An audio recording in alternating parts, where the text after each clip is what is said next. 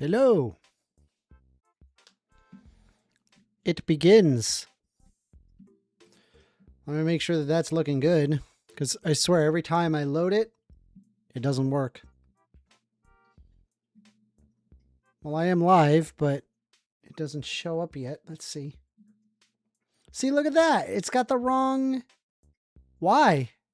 Why do you do that? Let's fix that. Some of my videos. Save. Sh50 says, woo! What's up, Sh50? Sh55. Shiggity schwa, shiggity schma, Sh55. My IQ is 55. You must pay. 5 plus 5 is 50, 50, 50. Shiggity schwa, shiggity schma, 55. Alright. Let me copy the link address. Let everybody know. Add everyone. Streaming live. And taking calls. You know what I had happen? My uncle. They told me that they were watching my show and he was interested in my show. He thinks it's a good idea, but that he got turned off by the fact that I play video games while I'm streaming. Let's see. Juicy Smell Rod says, what's all yo Mega Firestorm's opinion on the protest in Iran? I'm not caught up. I got to get caught up. Let's open up Ground News and see what we get. Zohran Mamdani inaugurated as 112th mayor of New York City based. U.S. judge blocks Trump's move to end protected status for thousands from Honduras, Nepal, and Nicaragua. Okay, racism. Jack Smith says Trump acknowledged others that he lost the 2020 election.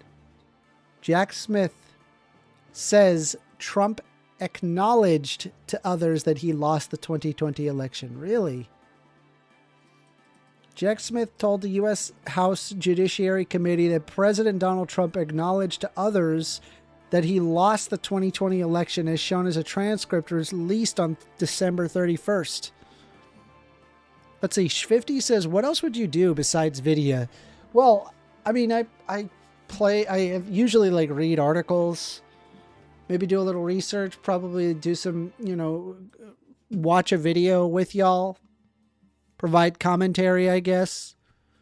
But we are taking calls. The phone number is 202-998-5218. You want to get in and call in quickly, you can. I recommend it. We can get the show started running. Let's see.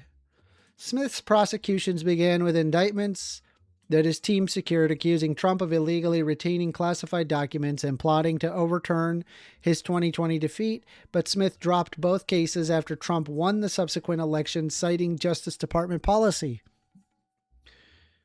Transcript excerpts include a private comment that it doesn't matter if you won or lost the election, and can you believe I lost to this fucking guy? Which Jack Smith said he viewed as corroborative. The White House did not immediately comment on Jack Smith's testimony, while Smith defended Justice Department prosecutors as apolitical and Trump allies' alleged political motives. Publicly, Donald Trump, U.S. president, falsely claimed that he won the 2020 election, contrasting with his supporters January 6, 2021, storming the U.S. Capitol to block Congress certification. Is it really necessary to have like a series of articles talking about how Donald Trump lied anymore? Like, that's literally all Donald Trump is known to do. Almost everything that comes out of that guy's mouth is a lie. So it doesn't surprise me that, like, you see, hey, check this out. Trump admitted that he lost the 2020 election. So we know he's lying when he says that the election was stolen. We know he knows. You know, it's not like his own ignorance. He's using that as a way, a wedge issue. What a fucking asshole. Capitol riot does not happen without Trump, Jack Smith told Congress. Netanyahu tells evangelical leaders Israel is part of an effort to protect Christians worldwide. Bruh! Holy crap. Remember that I have always been saying that there are evangelical Christians that unironically believe that in order to have the second coming of Jesus Christ, that they have to support Israel? Well, here it is, solidified. Netanyahu tells evangelical leaders Israel is part of the effort to protect Christians worldwide. Israeli Prime Minister Benjamin Netanyahu met with evangelical Christian leaders and emphasized the historical partnership between Christian Zionism and Jewish Zionism, stating, "We have no better friends." Bruh. Bobro says, I just wanted to stop in and say congrats on being 14 subs away from 1,000. I'm not there yet. We're not there. We got to get there. Let's see. Yeah, we're at 986. We just started. Netanyahu framed Israel's struggle as a fight for the hearts and minds of people, warning that it is the battle for common Judeo-Christian civilizational... Dude, this is so gross. That is so gross. He highlighted the prosecution of Christians in countries like Syria, Lebanon, Nigeria, and Turkey, stating, "One country protects the Christian community." Netanyahu announced Israel's intention to collaborate with other nations to support beleaguered Christian communities worldwide, adding, quote, "We are joining an effort to have basically a United Nations of countries that support Christian communities around the..." Oh my God. Guys, I can't have we can't have a country. You can't have your second coming of Jesus unless if like we cause the invariable suffering of a huge amount of people. Guys, we please, thank you so much. We have to protect Christians worldwide by instilling in a genocide. Bruh. Juicy Smell Rut says, oh, my bad.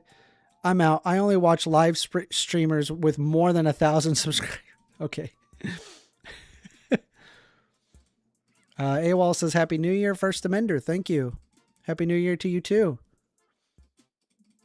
St. Michael of Cigarillo says, BB must be desperate to say that. It's pretty messed up. I mean, this is overwhelmingly, it's 57% right-leaning coverage. French government defends granting citizenship to George and Amal Clooney. Trump plays auctioneer in a New Year's charity auction. Trump made lots of tariff threats in 2025. Here are some that never materialized. Trump threatened to impose high tariffs on various imports, including movies and goods from the European Union and pharmaceuticals. Trump proposed establishing an external revenue... an external revenue service to collect tariffs and duties instead of relying on the internal revenue.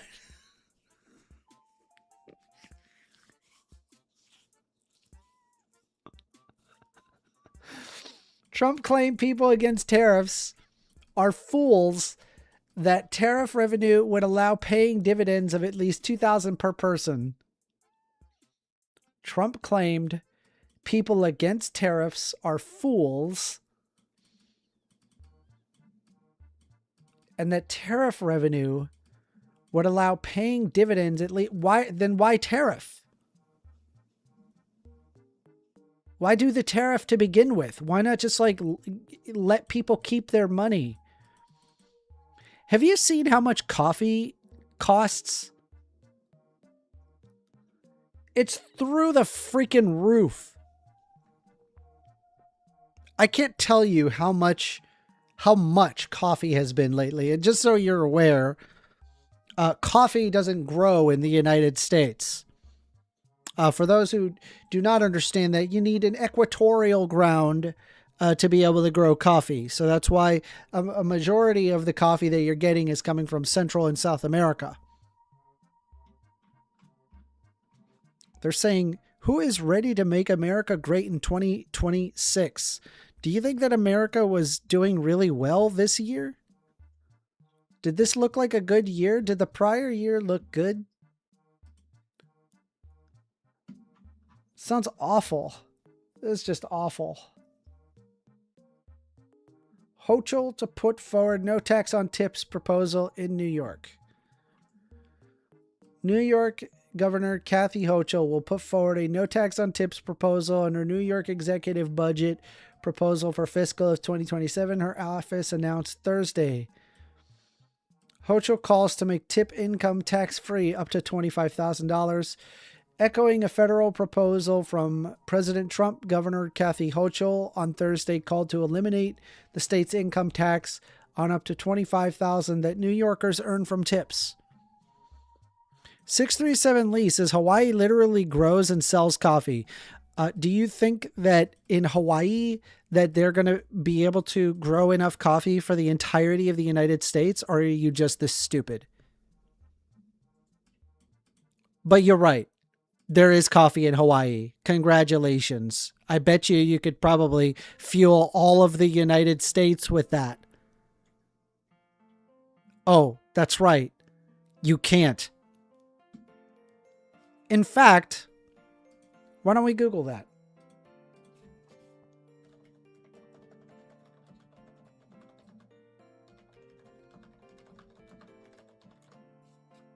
Let's see here.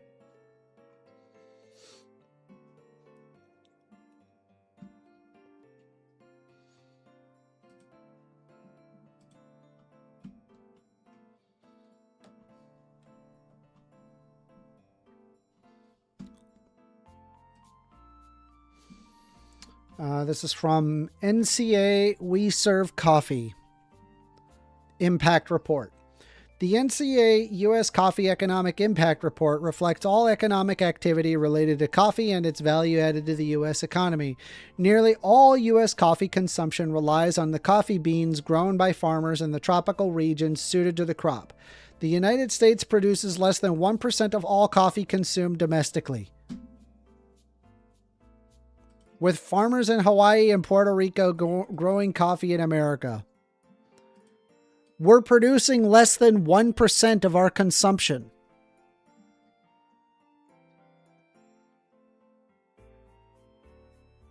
Do you plan on making a second Hawaii? Once imported, green coffee beans are transported, warehoused, processed, roasted, prepared, and distributed by coffee businesses in America that are pillars of... Anyway, once again, you can't grow coffee in America. Hence the need to import it. Hence, when you have stupid fucking tariffs that Donald Trump made, you can thank Donald Trump for that. 637 Lee says, I love the fucking switching. What a fucking asshole you are. You suck, dude. We got a phone call. You're on the line with First Amender. Cracker. All right, good talk. More retards that want to argue nonsense.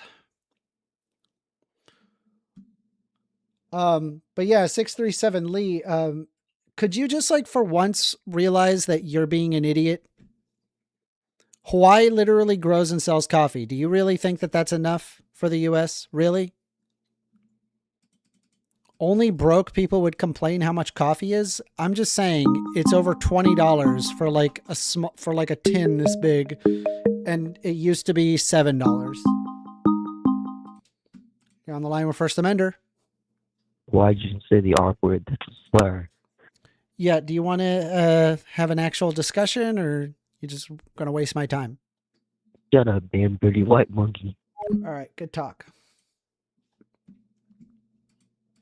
You said America doesn't grow coffee. Yeah, it doesn't. Once again, I mean, I guess if you counted Hawaii, sure. But we don't have enough. There's not enough economic output.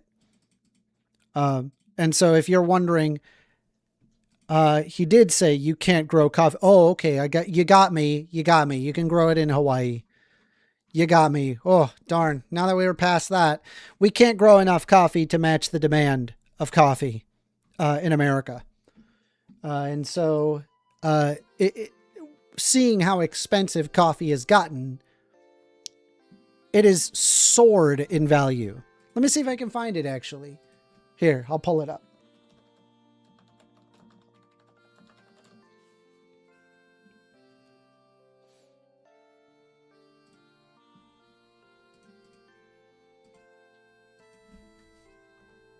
Let's see.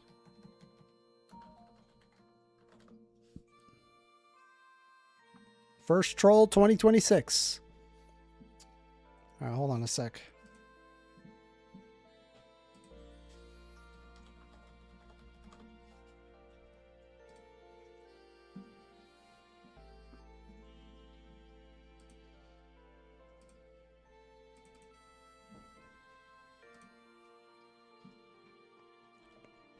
Give me a moment.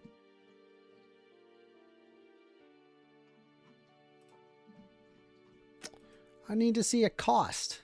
I was hoping to get a cost.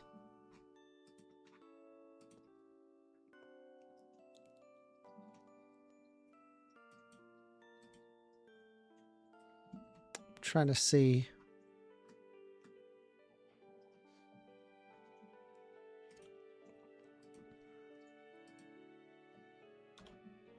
Let me see if I can find like a timeline.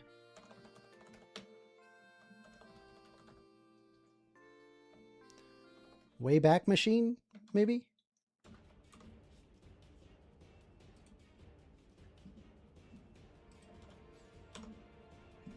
Let's see if we get anything. Darn, we do not have that archived URL. All right, so the stuff that I buy is this stuff. Because it is very inexpensive.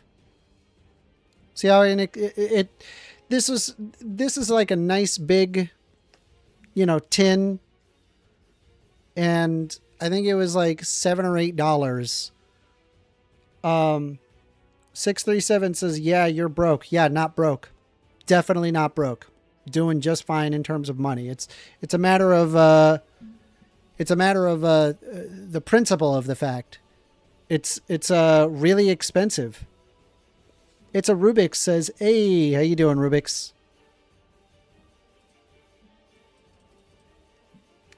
We are taking calls. The phone number is 202-998-5218.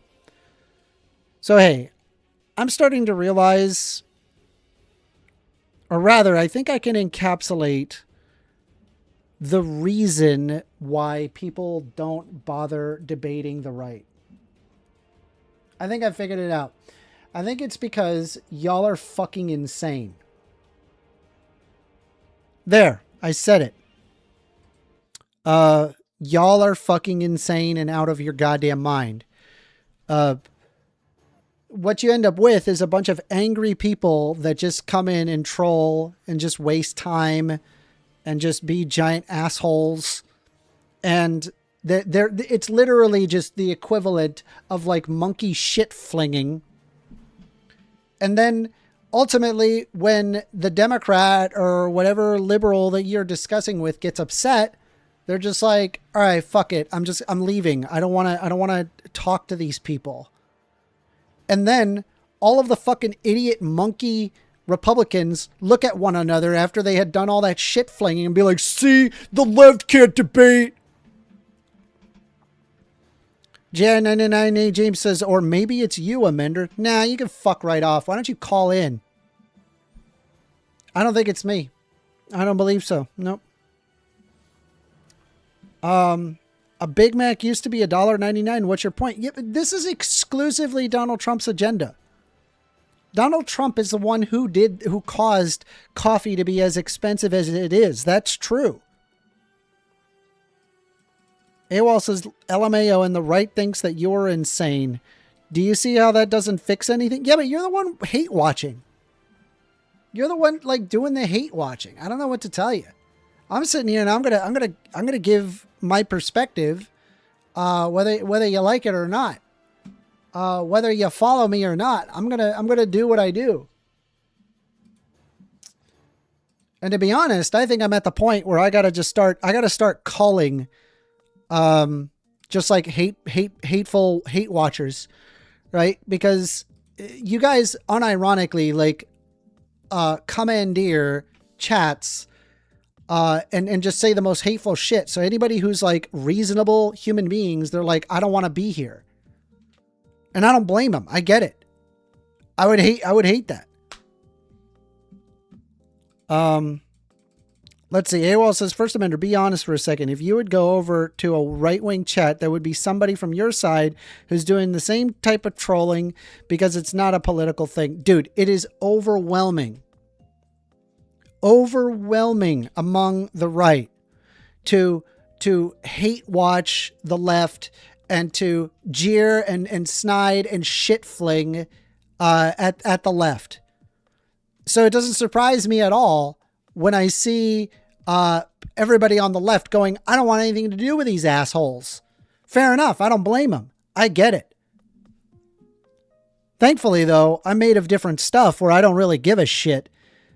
I don't care if 1,000 people hate me. I don't care if 10,000. I don't care if 100,000 people hate me and I've got 5 people that like me. I'm going to keep going. I don't care what you guys think.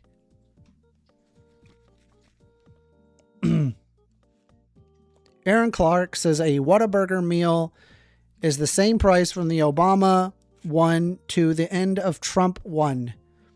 I've never been to a Whataburger in a very long time. They left Florida. They went out of business.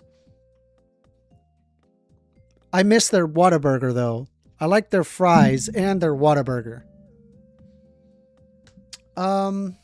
Should we watch like a video or something, or maybe just go over, let's see. 637 Lee says, you sound pretty upset and angry. Yeah, because you guys are basically nonstop. You guys are just nonstop fucking pieces of garbage. So check this out. Here's what I'm going to do for you, Lee. Right? And more to come. More to come, right? Here's what I'm going to do. Here's what I'm going to do for you, Lee. Here, check this out. Do you see what this is? Here you go. Timeout, 24 hours. Fuck off. Go be a hate watcher elsewhere. I don't care. I'll just start fucking removing y'all motherfuckers. Seriously. Like, eat a dick. You suck. You're a bad person. Let's see here. Kelly Whalen 9887 says, I watched your debate the other night about Christianity. If you ignore Bryce's definition of truth, how would you rebut his full syllogism? He didn't present a syllogism. He did not present a syllogism. It's a Rubik says pub subs are pretty good.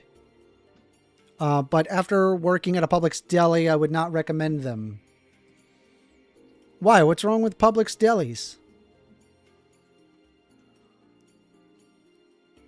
By the way, if you guys have a video that you want me to watch, because I remember last time, that was actually a pretty entertaining video while we were waiting for calls. We are taking calls. The phone number is 202-998-5218. If you want to call in about the, what was it? The discussion regarding with Aaron Ra. I thought that debate went really well. Awolthoughts says, it's incredible that he cannot see that there are two sides of the same coin.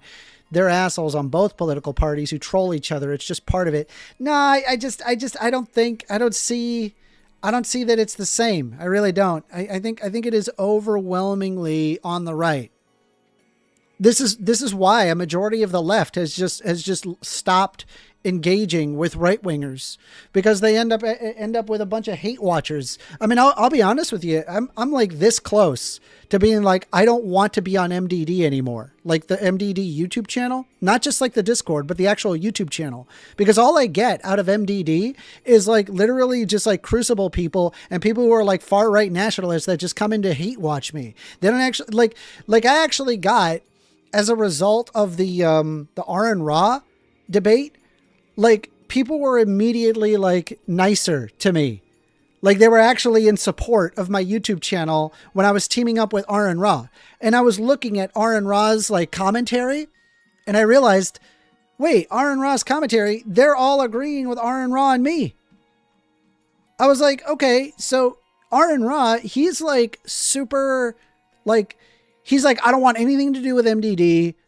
I don't want to be around these types of people.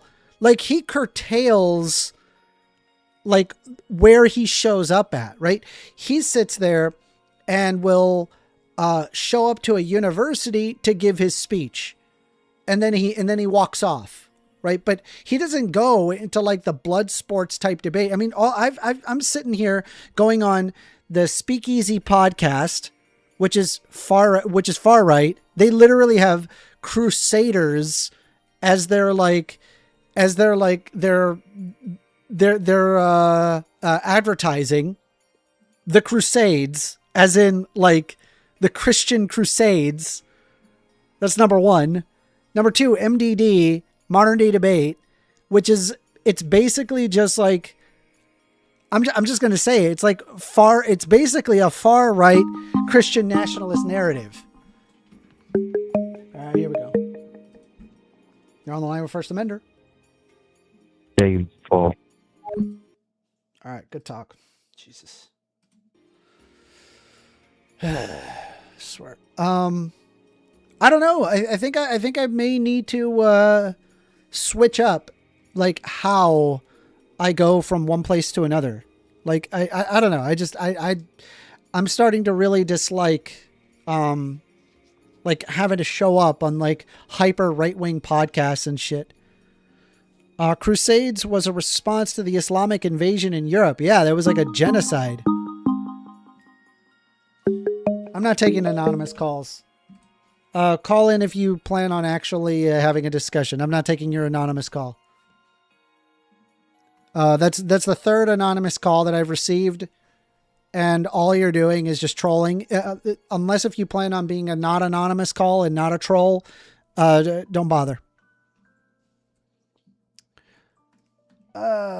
Should I pull up some more ground news? Yeah, why not? Cyrodiil Crusader says, I am a Crusader. Yeah, the Crusades are fucking cringe. The Crusades are cringe.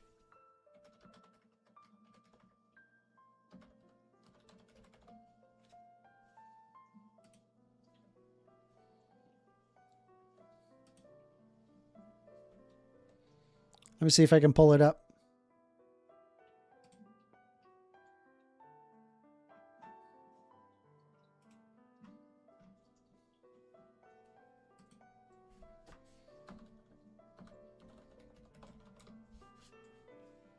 Cyrodiilic Crusader says Deus Vult. Yeah, go fuck yourself. Let me see if I can find it.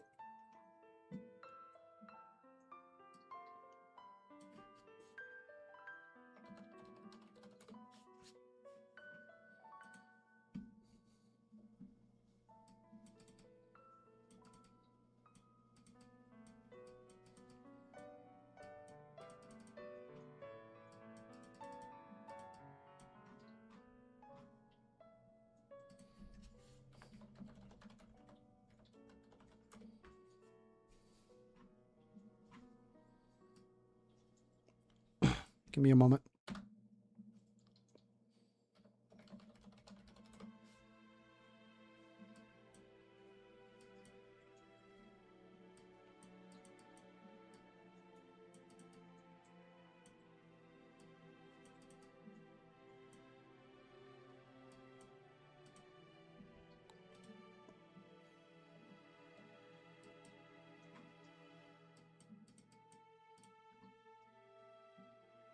All right, so here we go.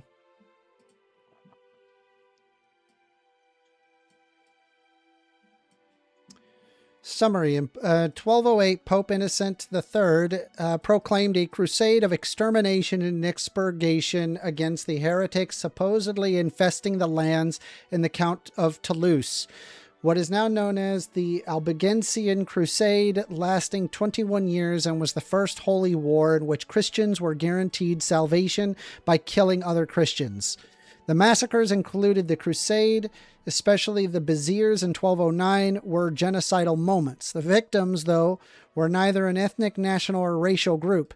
The victims were arguably a regional or possibly cultural group, but such groups are not covered by the modern legal definition of genocide. Nevertheless, they were deliberately targeted for destruction. Despite accusations of heresy, the victims were not initially self-consciously different religious group either. Crucially, they were not Cathars, which is what most medieval historians and genocide scholars assumed the victims have been. Catharism as a medieval heresy never existed. It was the invention of the 19th century scholars trying to understand the Albigensian Crusade more scientifically and less confessionally.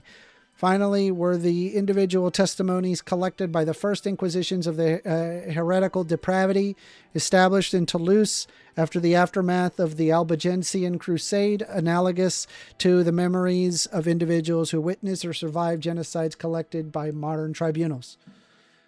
Yeah, so not a time to be proud. Not really something to be proud about. Seriously, like it's just genocidal.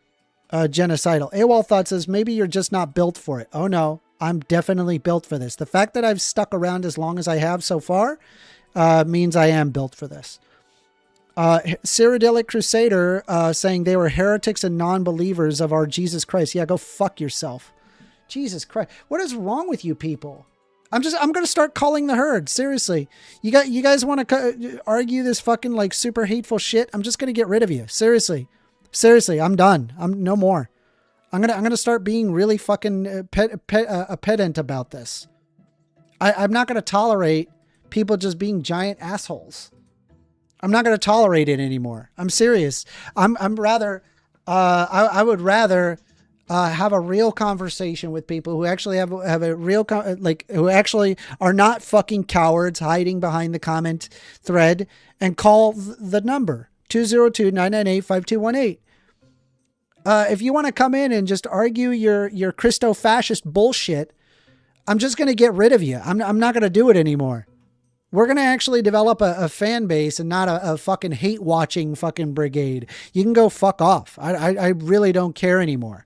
I'm going to make it better and better over time. You'll see. I ain't going to tolerate it, dude. Seriously. Driller, he's extremely sensitive today. No, I'm so tired of having to defend basic human decency, basic human rights. We've got people that are sitting there with fucking profile pictures of crusaders. That's not something to be proud of. JA998 James says, I've got a video for you first. Tell me what to search on YouTube and I'll pull it up. Excadriller says, when people call in, you just yell at them though. Yeah, because they're fucking, half these fucking people are racist as shit. I'm tired of having to defend basic human decency. I'm sorry. And yeah, it makes me upset. It makes me upset that there is as many people where it's like now it's like okay to like look at entire groups of people and then be like, yeah, those people, we should get rid of them. Go fuck yourself. I think you're like a terrible human being. I'm sorry. Whatever. Like, Juicy Smell Rot says, what's something people should be proud of? There's lots of things you could be proud of. Are you a good musician? Are you good at cooking? Do you have a talent? Do you have a family? Do you have a Milton Friedman's The Pencil? I actually know that argument. What would be your rebuttal to tag? What is tag?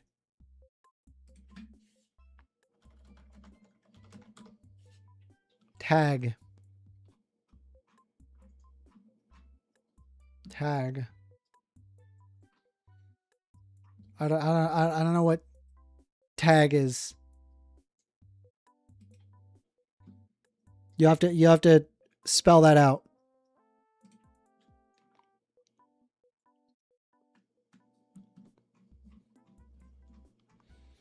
J9NNE James saying the pencil. Yeah, so if I remember the pencil, I did watch that. Basically, it was Milton Friedman arguing all of the things involved in making something as simple as a pencil. Transcendental argument for God. Okay, let's pull it up. Transcendental argument for God. God's existence is the necessary precondition. Yeah, you can invoke a non-anthropomorphic entity for this, or the logic and facts are simply axiomatic. Chris Falcon says the white supremacists are mad. Yes, they are. They would like nothing more than to receive zero consequence for their bullshit. They genuinely would like to see America become a white Christian nationalist society, and I'm not having it. I think if you argue that, you'll end up creating an America. Well, it's not for one. It won't even be a recognizable America. It will be a completely different thing than what is America is founded on.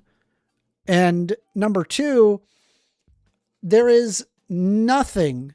Absolutely nothing stating that it would not end up in resulting more fighting. Like, assuming the white Christian nationalists get their way and they kick out all the Browns and they kick out all the non-Christians or whatever. Well, then who's to say what form of Christianity? What was it? We were just arguing with two people who said that the only Christianity is Eastern Orthodox. You see the problem? Spanish Viking says Nist blah blah blah blah blah blah. I have no idea what that is. Let's see if we can figure out what that is.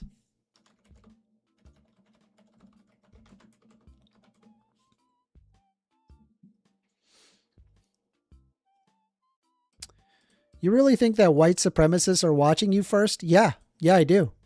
I do think that.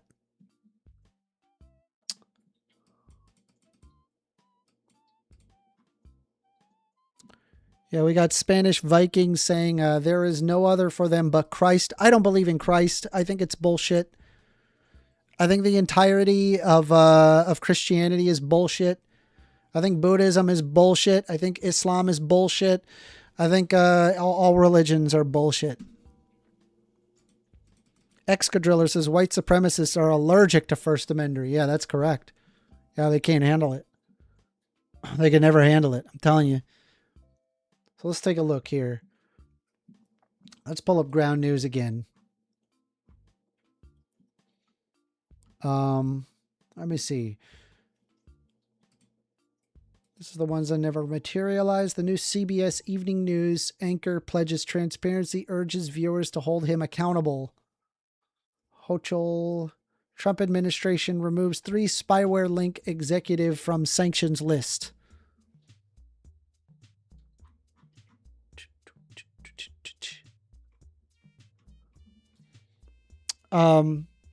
Raiden Jack says it would be Eastern Orthodox. It just is. Roman Catholicism is just heretical. Yeah, I don't know why you think that like you're the authority, but there's lots of quote unquote Christians that just don't agree with you. I guess my point that I'm trying to say is, even if you assume, right, that the white Christian nationalists get their way, well, then what happens? What ends up happening is you end up with internal fighting as to what is the real Christianity. And it's like, will that be the better America? Will America really look better under that situation? Because I got news for you. There hasn't been any country that has done well socioeconomically that also happens to be a theocracy. It doesn't exist. It never existed. Chris Falcon says, JD Vance is sending out dog whistles is dangerous and disgusting. Completely agree with you. Spanish Viking 69 saying, Christ will save us. No problem. I'll just get rid of you on Twitter.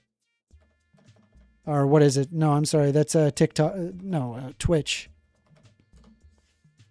Hardly if ever get anything from Twitch. It's always from YouTube.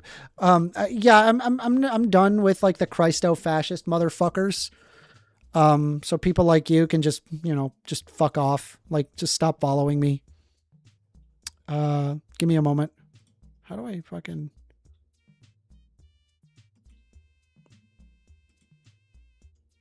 Let's see.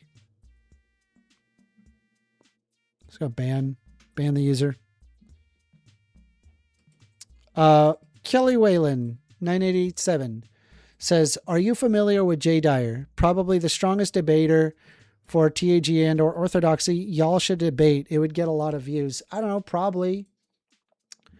So, okay, the problem that I'm having is I'm getting an anonymous call. Don't call anonymously. Don't call anonymously. We're denying the trolling. No trolling. If you want to have an actual conversation, we can do so. But if you're going to come in and be a hateful piece of shit, you can fuck right off. I don't really care. I'm not going to give you the free reign. If you want to have an actual debate, no problem. Let's do it. I'm more than happy to, but, you calling me as anonymous is concerning. Again, like I've already, the transcendental argument for God is probably one of the most intellectually lazy things that somebody can do. It's basically just the Darth Dawkins argument where they how do you presuppose facts and logic without there being a God? Again, you do not need an anthropomorphic source to ground all facts. Facts in and of themselves can actually be root, as in it doesn't require any further explanation. They are axioms in and of themselves. It's a Rubik says, in your hot takes, when you say food without diversity is boring, do you mean in terms of influence from other cultures? Yeah, 100%. Let me give you an example, right? When I went to the Netherlands, there's like some really interesting food out there. Really good stuff. Let me see if I can pull up. There's some really tasty foods in the Netherlands, but I just want to let you know, there's like some of the stuff that the Netherlands was making is not good. And I'll give you an example. There is yes, herring. I mean, it's worth a shot. It's worth trying once. I went to like a little place, that serves this. This is the most traditional and Dutch of all traditional Dutch foods. It is, a raw herring with onions and pickles. Raw herring, onions, and pickles. Now, could I eat this? Yes. Was I able to eat this? Yes. Is it good? No.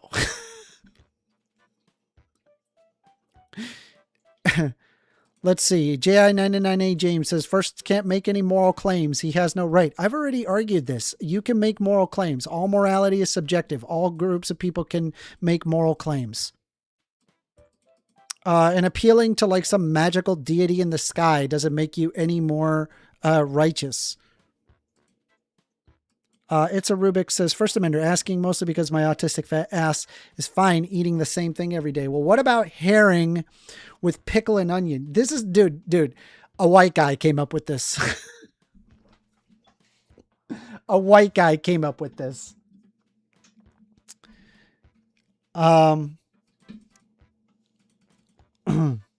AWOL says, wait, you're completely over the top now. You're trying to tell me that people can't even mention Christ in the comments section? That's not what I did. That's not what I did or said. All right. You're on the line with First Amender. Hello, First Amender. Hey, AWOL. So you're feeling psychotic today, man. No, I'm just gonna start calling the hate watchers. All right. First, did you just bump someone from the chat because they said Christ would save us? Yeah, and it's the classic Christo-fascist bullshit that people like to do, and I'm just not gonna have it. Okay, I hear that you gave me a lot of terms like Christo-fascist, but seriously, you're saying that this person can't even say that Christ will save us. How is that offensive? That's not what I'm saying. That's not what I'm saying. Then why did you bump them? It was the implication behind it. Okay, please tell me what the implication was. Yeah, I mean, it's like that classic, like Charlie Kirk bullshit that comes out. And, you know, I'll be honest. I don't like having to argue with, people, all the time in their bullshit Christo-fascist, you know, what they want is they want to have the United States turn into a Christian only land. And, these people can just fuck right off out of my chat. If they're just here to hate watch me, I'm just going to get rid of them. You don't seem to be addressing what I'm asking you first. I feel like I addressed it directly. I understand. What? I feel like I addressed it directly. Okay, this is what I'm hearing from you. This person represents some part of Christianity that I don't like, so I'm going to boot them.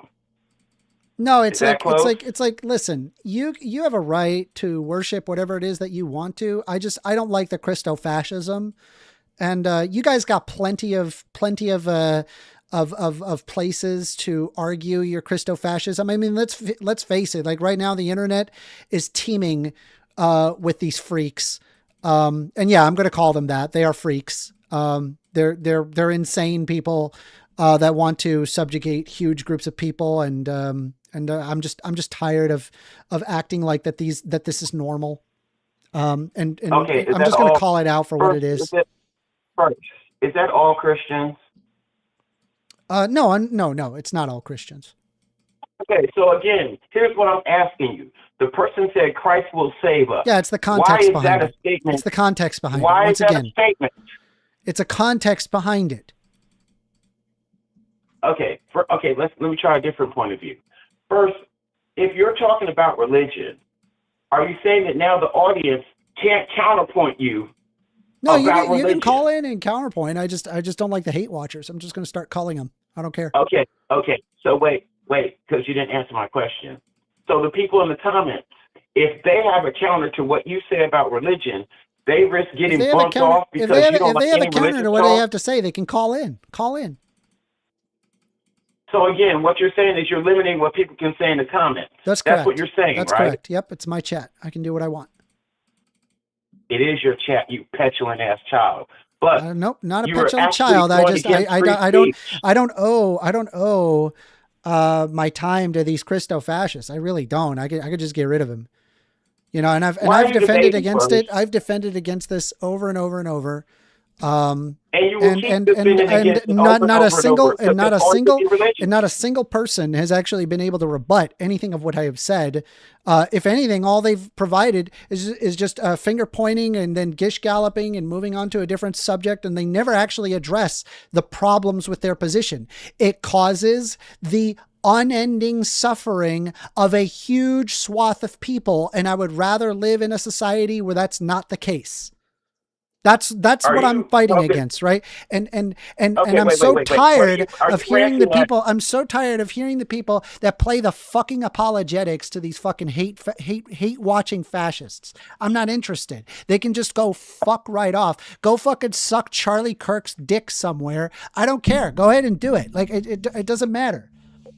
Right, I'm not the channel for you. The channel for me is the channel that I'm here for is I'm going to start fighting for what is right, and seeing what people are doing. Okay, I am. No, I am. It's not fighting. No, sure, I am. It's not fighting. It's not fighting when you ban someone because you didn't like their Yeah, opinion. Now, I don't care. Dude, if you think the right wingers don't have their own little fucking bitch made echo chambers, they absolutely do. I have here this phone number.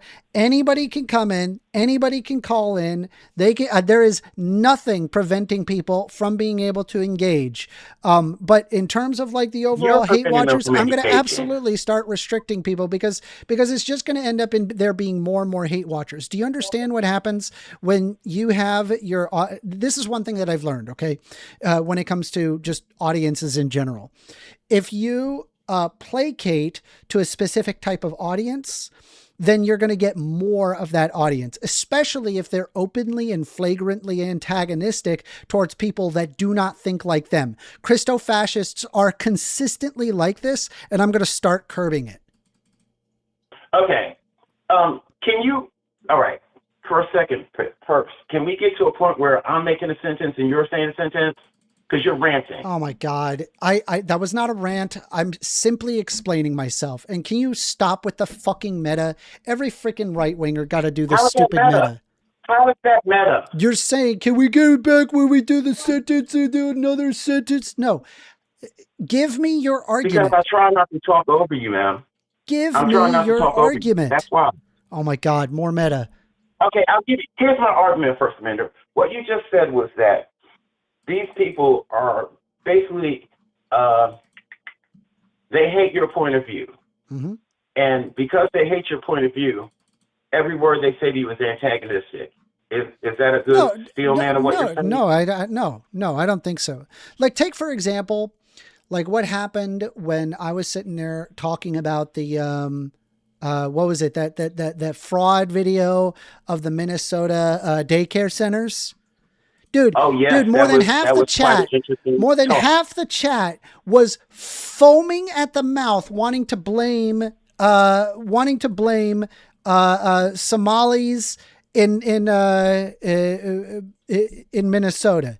And I'm like, y'all are fucking racist as shit. And you know what's fucking wild? When I pointed out that y'all are just fucking racist as shit, more videos that were agreeing with me coming out of the fucking woodwork, sitting there saying that, yeah, the initial video was fucking racist as shit. It was correct. My position on that was correct. It wasn't just me. It wasn't me being crazy. You were sitting there saying, how is it racist? How is it racist? All they're doing is pointing out all the Somali people, and then other people go ahead and they post videos and they're showing, yeah, it's fucking racist as shit. It was racist. Don't you agree? I'm sorry. I'm trying not to be meta, and you've been going for a bit, and you already know I don't agree. I actually told you at the time, the biggest point of contention there was people were saying it was some Somali people who were involved in it. That didn't say that everyone Somali was that person. Okay. And then the people framing, called you like Extremo. Let me get my point off. Extremo called you. He said the exact same thing. That people were talking about the crime itself. You're so angry that these Somali people are being misrepresented that I haven't really heard you talk much about the actual corruption part of it. Listen, I said early in, hey, I'm willing to acknowledge that, hey, maybe there's fraud here. Maybe there's something that requires investigation, not from some random YouTuber, but an actual real, very real investigation. More than happy to hear that out. For one, I mean, what could be possible? They're receiving millions of dollars every year to be able to do this quote unquote daycare center. What if, for example, that quote unquote daycare center isn't where kids meet, but it's just like a management building? Could that be possible? That could be possible. That really could be possible. But do you think it was likely? I don't know. It requires an actual, I think it requires an actual investigation and then determine whether or not that there is actual and real fraud. But the way that video had talked about it was blatantly racist. They immediately went into the attack mode regarding Somali people, all during a time when President Donald Trump is sitting there talking about the Somali people in Minnesota, saying that they're garbage human beings and we got to take them back. It's unironic. It's just horrible. It's horrible. Don't you understand that these are people that are deserving of rights just as everyone else? Why do we want to be discriminatory to them? Okay, wait, you asked me a question. Can I answer it? How are you saying you're not ranting? Now, to answer your question, they deserve the rights of a citizen who's here in our country legally. They also don't deserve rights as far as if they're committing mass fraud. I'm not too worried about, treating them too well. That's just common sense. So if you say that we're talking about the do you think if they're committing fraud, do they get due process? That's all right. Of course they do. Okay, great. So we do afford them the same rights as every individual. All right, first I have a question for you. So putting them on the news, saying that the problem is the Somalis, and that Donald Trump coming out and saying that we got to get rid of these garbage human beings. You don't find that, is that problematic to you? Do you find that an issue? Yes, I think calling people garbage human beings is fucked up. Yes, I do. Thank you. Now, can I ask my question? Go ahead. All right. So since this report went viral, I have seen more reports on whether it was racist or not, as opposed to how deep the corruption is, who is actually getting called to task for all that money that's lost. What is the more important issue? Repeat that? People think that these Somali people, what's the most important issue? The $1 billion or the perceived racism? I would say the $1 billion. But I'm saying that the perceived racism is just all it's doing is just adding a monkey wrench to what could be a relatively benign thing. You think that this is benign? You honestly believe that? What I mean by benign is, okay, you have people that commit a crime. Great. Have a real fraud investigation. Confirm whether or not that it's actually fraud. Put people in jail for said fraud. Benign. Why do you need to mention that they're Somali? Why does that need to be plastered throughout the video, which only serves to create further hatred towards Somali people in Minnesota? Okay, First Amendment, if you get jumped by a bunch of people and they're a certain demographic, when you speak to the police, you will say what race they were. You're giving me another hypothetical. I'm saying if they're showing this super viral video where they're saying the problem is Somalis, do you think that would increase hatred among Somali people in Minnesota? Yes, I think it would. So do you think that we should not do that? I think that your interpretation of it is different from mine. Oh my God. Do you think that we should not do that? Well, again, first, here's the problem. You're trying to tell me that everybody on the right thinks a certain way. And because you don't think that way, they're wrong. You do see that that's the same thing on both sides, right? Listen, we can have disagreements on what it is that we consider to be good versus bad, or whatever. But I do believe that there's like a level where it's like, we really can't be disagreeing on this stuff. Whether or not that a Somali should be given the same human rights as an American citizen, and that we don't discriminate on somebody just because they're Somali, that shouldn't be something that we disagree on. Right? Okay, wait. Stop for a second. Should we disagree on that? Have I disagreed with you? I'm not saying you. I'm saying should we as people disagree with that? Should anybody disagree with that idea? The way you worded that, no, they shouldn't. What they should disagree with? All right, because that's not the way that people are treating. You did answer it. You answered it. You answered it. So I'm saying. No, I didn't. I'm still talking, first. Oh, what are you doing, man? Get yourself together. I swear to God, every single time. Every single time, right-wingers, they can't have conversations. And then you say that I can't speak. Let me finish what I say. You answered the question. Now you're going to tell me when I'm finished answering. You Oh really my are a God. fucking dictator tonight, aren't you? I sure am. As I was saying, I think that the problem is what you're defining as how people are perceiving the racism. I didn't agree. At no point did I say Somali people don't have any rights. They're not human. That's you just ranting. I didn't say any of that shit. I said the biggest problem here is that you see this reported as racist. And there are some racist people who are taking advantage of that. But I still say that there are Somali people involved in that fraud. That part isn't racist, correct? I'm sorry, repeat that. Okay. If I make the statement that there were Somali people involved in this fraud, is that racist? Yeah. Even if it's a Somali person who is charged with it? Why do you need to say that they're Somali? What Okay, well, then relevance you said I'm does the deflected. fraud have to do with the fact that they're Somali? Wow.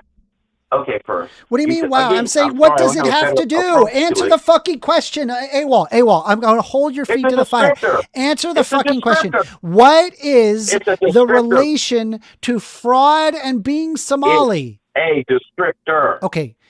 Wearing a hat and having a specific kind of clothing is a descriptor.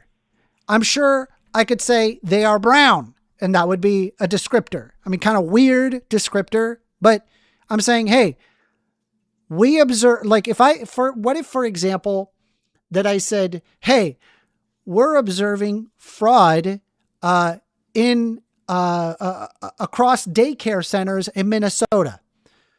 Why exactly do I need to involve the fact that they're Somali? What's the point of that? I would concede the point to you that I can see why you think that is racist. It very much is fucking racist. And I love Mary Chu arguing this. I have no idea why you watch my content, Mary Chu. You're saying if it's a fact, it's not racist. Well, it's a fact. You're a piece of shit. Go fuck yourself. Enjoy your time out. All right, go ahead. Oh, you found out Mary Chu too? Yep, sure do. Sure will. And I'm going to keep doing it too. So It's going to be great. Wait, first, again, you don't see what. How do you run around calling people fascist? I don't care, dude. I don't care. Yeah, no. It's not me being a fascist. I'm going to start actually gathering an actual audience that isn't a fucking giant piece of shit, right? I'm going to make it a much more comfortable place in the comments. I'm going to make it much more comfortable. You will not gather that audience this way, man. You're wrong. I will prove you wrong. You're wrong. I will prove you wrong. Wrong. Can you? Uh-huh. See, here's the problem with you first.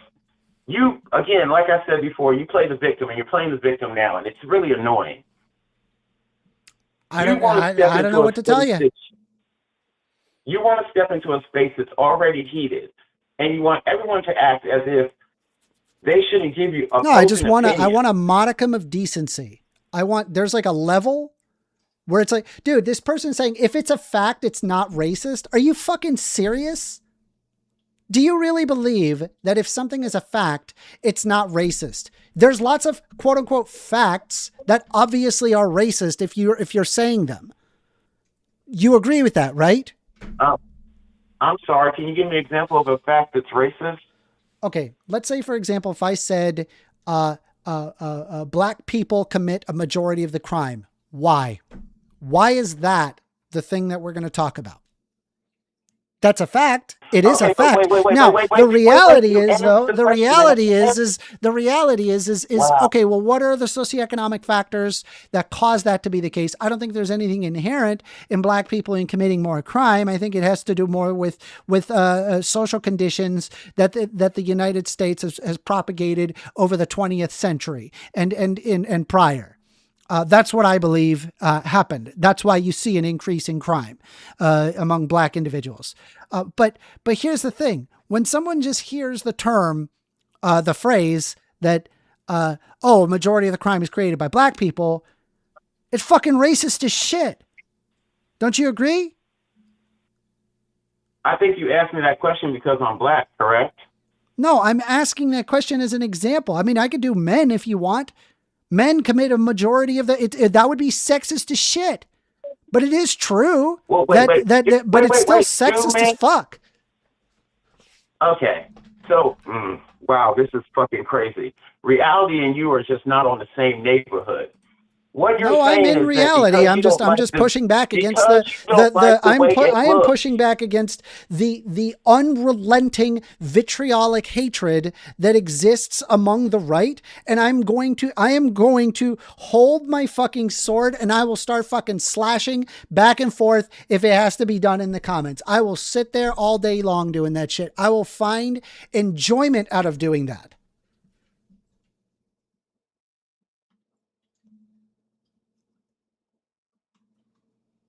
Yep. You there?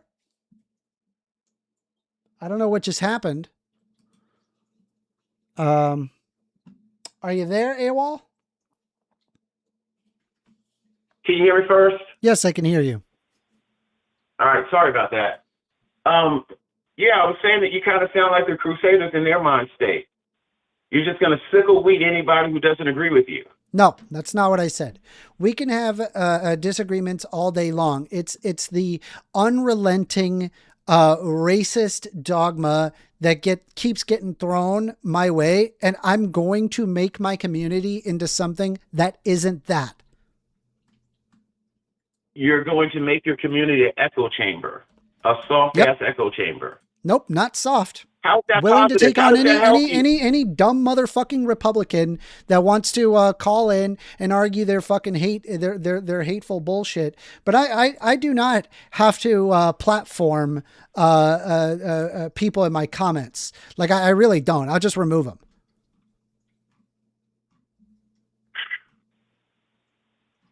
Okay, first, we're definitely not going to agree on this, whether a fact can be racist or not, because again, this is about someone's perspective. But since Mary Chu had popped in, I had a question about you calling them a token. Yep. Well, I call them specifically the Uncle Ruckus of trans people. Exactly. What makes them that? Oh, because they are intensely transphobic to other people who are trans.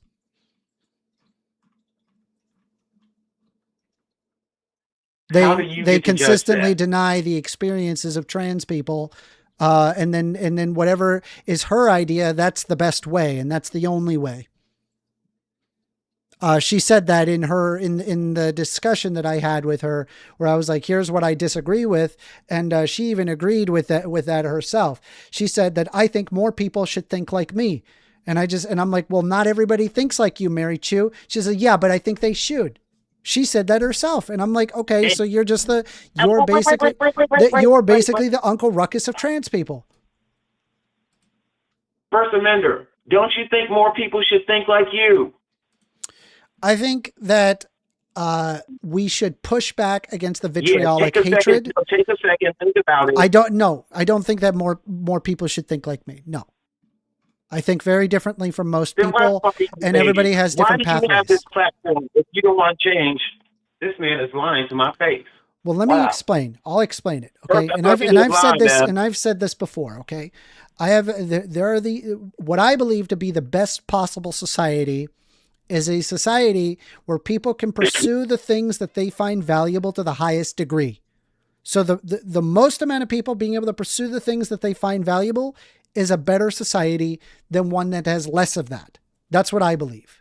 So if you say, for example, here's the thing though, what's fabulous about my definition is everybody doesn't have to agree with me. They can actually just live their fucking life and enjoy their life. And as long as they're not bothering other people, they can go do that thing. But when it comes to like the current discourse, people aren't just not bothering other people. They're openly antagonistic based off of characteristics that they cannot control, effectively pushing back against the very thing that I think makes a better society. They're making the world more antagonistic for them to pursue the things that they find valuable. I imagine there exists Somalis that would like to go to the grocery store without any fucking jeering or people staring at them or thinking that they're going to scam somebody or that they're probably one of the people that are involved in the scandal with daycare centers. I would not want to live in a society with that. Does that, and you don't have to agree with Somali people and the way they are, but you do have to agree whether or not that they're endowed upon them their own life and dignity. Does that make sense? That does make sense. First, that was a wonderful rant, but it's not against anything that I'm talking about. Can you stop calling what I'm saying is a rant? I'm genuinely trying to talk to you, and you're saying that I'm ranting. I'm listening to you first. Okay, it's not a rant. It's not a rant. I'm telling you what I find concerning. I'm telling you this is the way I think. This is what I think is going on. It's not just people agreeing with me or disagreeing with me. I don't care if somebody disagrees with me. That's not the problem. Okay, can I ask you a question? Huh. All right. You said that these people are openly antagonistic, bothering others, correct? Yes. Well, it's not just bothering others. It's okay. It's one thing. Bothering is a very light way to put it. Attacking others. Yeah. Okay. Attacking other people's ideology. Is that good? Sure. Is that accurate? Yeah. Okay. First Amender. When you put up a post, and you've done several of them, they're anti-religion. Yep. Is that not you just stepping out and agitating the other side who isn't coming at you at the time? Yes. So you're guilty of the same thing that you're accusing them of, right? No, because it is their position that wants to. Yeah, it's literally just called you're just talking about the paradox of tolerance. No, I'm not. No, You are. First Amender. Wait, stop. You know that I don't do a lot of debate bro stuff, and I might be using that. I'm not sure. But what I will say to you is that the last time when you posted the thing about I can prove the existence of trans people, I can't prove the existence of God.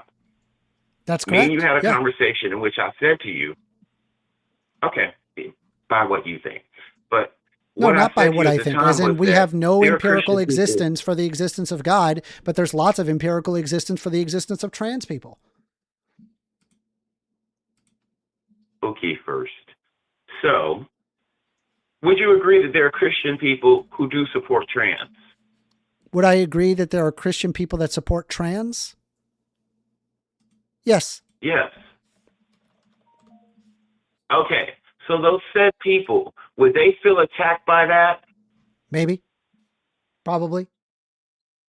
But if you think about it, So if you acknowledge that, if you think about it enough, come on, right? No, the let me land the plane. Just follow the logic. If you think about it enough, oh my God, stop. If you think about it enough, the entire basis of Christianity and just God in general is that it's a statement of faith. It's not something that can be proven at all. That is literally what Christianity says themselves. They believe that it is not something that is to be proven. So when I say trans people are more real than God, it number one, it's true. Number two, yes, I agree, it's antagonistic. But number three, this doesn't prevent you from fucking worshiping whatever the fuck you want to worship. Okay, well, at least you can see the point that it is antagonistic. And it is you poking the bear for no reason. Of course it's antagonistic. Okay, so wait. So stay within that same logic right here. Yeah. Earlier, someone said, Christ is king and he can save us. Yeah, no, because I know you don't understand why that would because be they're wrong? showing up with these fucking these crusader fucking LARPing bullshit, genocide loving motherfuckers, and I don't want to have these people around me. I don't want to foster a comment section that fosters people that are in favor of genocide. I really don't. I'm just going to get rid of them. Seriously. Do you know how you can put a question, you know how you put the guidelines on your chat right before you go in? Yeah. Okay. Would you put in your questionnaire on that chat, would you say something like, is there a place where I can do that? How do I do that? If you believe in Christianity. I don't even know how to do that. You can do that. I'm sure you can. I would love to do. I'm glad to do that. I'll do it right now. Okay, you're doing a lot of deflection, by the way. But would you put into that something like, I'm just asking you, would you do this? Would you put up, if you're a Christian, you're not welcome in this space? No, you're of course welcome to a debate if you're a Christian. I don't like, there's lots of parts of Christianity that are great. Wait, God damn it, dog. Stop fucking talking first. Chill out for a moment. All you did was ask a question and I'm answering your question. I'm sorry. Was I being meta or were you being meta that time? Because we're doing the same thing. All I did was answering a question. What I'm saying to you, you know what? You're right first. I'm sorry. Finish what you were saying. I mean, I finished what I was saying. I gave my position.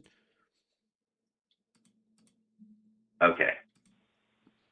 If that Christian person is supposed to feel welcome in your chat, because they're there for an opposing point of view, where's the guideline for what they can say in defense of their religion that won't get them kicked out of your chat?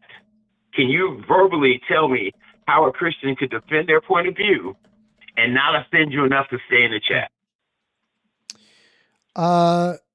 One more time. I was busy writing a guideline. My first one was no blatant transphobia. That's my first rule.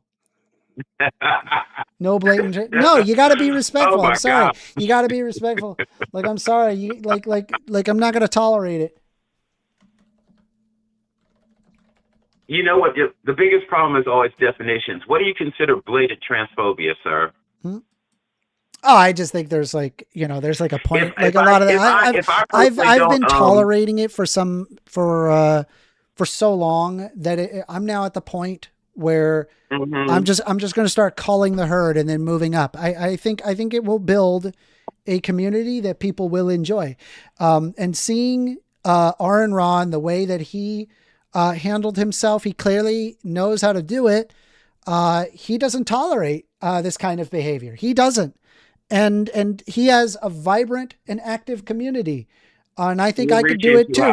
I think I can do it.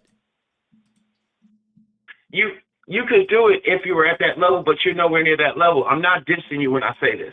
What I'm saying is that Aaron Rod, he has gotten to a level where he doesn't need the extra subscribers. He doesn't need the extra exposure. You do. Well, we'll get there. We'll get there. I take the calls of anybody that wants to call in and debate. And I think that your pump is. I'm once again telling you, I'll take on any call that wants to call in. More than happy to do so. But this idea that it's like I need to tolerate just the open and blatant hate speech and just people being horrible to one another, I'm just going to start getting rid of them. Seriously. First Amender, that first dude who you kicked out the chat, not the guy with the Christ, but the first dude. Literally, what he said was he called you broke. And then he started talking shit about the coffee thing and whether he was wrong about coffee. I'm done, dude. Okay, wait, stop. Please let me finish the example. So again, he said that you were broke, and he bitched him back and forth with you about coffee prices. And that was enough to get him banned. Do you understand why it's such a slippery slope? That's petty. You got to admit that's petty.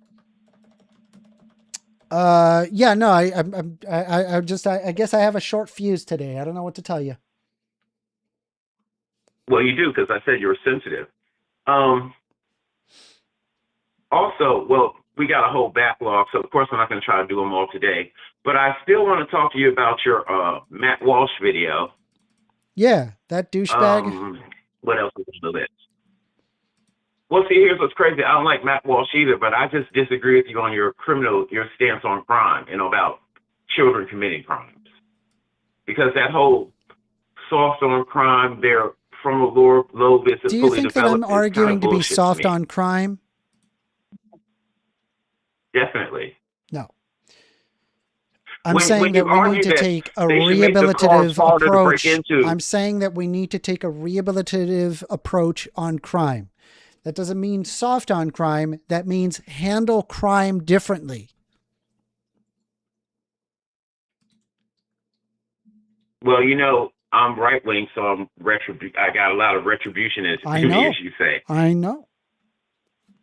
But I think that there should be clear cut. Excuse me. I think there should be deterrence to bad behavior. Well, and I think that you kind of have that country club version of what crime is. Let's talk about this, right? Like in terms of quote unquote, like let's look at violence rate, violent crime rate by country. We'll start with that. And here, just give me a moment. Let me see. Do we want to do homicides per 100K? Okay. Yeah, I suppose we could do that. And then we look at incarceration rate. All right. So I'll just start off, right? So here we have incarceration rates count. The number one incarceration rate per 100,000 inhabitant is in fact the United States. It is far above China, Brazil, India, Russia. The United States is the highest incarceration rate per capita. That's number one. When we look at violent crime and statistics, specifically the homicide rate in the United States, homicide rate in the United States is stunningly high in comparison to most countries, only to be beat out by Mongolia, Bermuda, Puerto Rico, Costa Rica, Mexico, Honduras, Haiti, Ecuador, and Jamaica. So knowing, right, that basically we are at the level of second world countries and even third world countries in terms of homicide rate, do you think that, and the fact that we have a higher incarceration rate per capita than any other country, do you think it works? I don't think it works because there's an open door as far as prison goes. Oh, Jesus fuck. So a lot of very high and very low crime rate countries and low homicide rate countries, they're all countries that are largely rehabilitative. Did you know that? I have a clarifying question. Huh. I heard you just say it, but I have a clarifying question. These countries that we're discussing, are we talking about countries that also have executions, and are we talking about countries that have life sentences? All I'm saying is there's incarceration rate. We're talking about all I'm doing is comparing homicide rate per 100,000 in 2023 to the incarceration rate per 100,000. The United States is far more than any other country per 100,000. In fact, even with China's 1 billion people population, the United States still has more people in prison. That we're exceeding them by over 200,000. 200,000. Okay, I have a couple of questions on that. China, aren't they more rigid socially? Super rigid. Like, don't they have a more uniform what is wrong in their society point of view? I mean, I don't know. They're super rigid. Hold on. Okay. Give me a moment. Give me a moment. I'm going to get rid of stink. Give me a moment. I'm going to get rid of stinkdink. Damn, what did they do? Did they say hi in the wrong way? Oh, they said 19 people? Sad, pathetic. I'm just going to get rid of them. Why are you here? Why are you hate watching me? 19 Just leave. What does leave. 19 people mean? Oh, he's just saying my view count. What is it? Oh my God, even that's enough to get banned. Jesus Christ, you are like a little girl tonight. I know. This is shocking, man. I know, I'm so sorry. Consequence for my shitty actions? I hope your cat bites you. I hope your cat bites you right now. You deserve it. This is disgusting, man. I can't believe you. Right, Awol. How are you going to get on the big stage? I'm on the big. I could show up on the big stage, no problem. You'll see. Watch me. I'm going to the fucking moon, Awol. I want to let you know, regardless, with or without the support, I am going to the moon. Watch me. It's happening. I know it.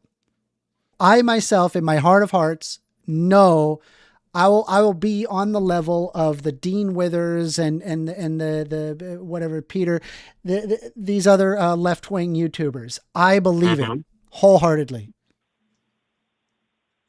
I think, okay, wait, First Amender, you don't quite understand. I've been an off and on supporter of yours. But the thing is that what we're actually talking about right now is not whether you can make it or not, but how you're preventing yourself from making it. No, because you have a very sensitive, weak mind state. No. Shut up first. You won't get, if you get to Piers Morgan are level, you going to talk about? Are you going to talk about the fact that our incarceration rates are higher? We have more people incarcerated than any other country. Our rates per 100,000 inhabitants is higher. As well as the raw number of people. We are the highest. We have the highest amount of incarcerations. You ever hear the song, they're trying to build a prison? No, I haven't. Oh, man. You should look it up. Hold on. I will look it up after the debate. Yeah. So thank you for bringing it back to the point, because you were irritating me and I lost the actual point. Yeah. We were talking about how rigid China was. I want to stick on topic. The topic is, you seem to like an idea of retribution. You have an idea of retribution.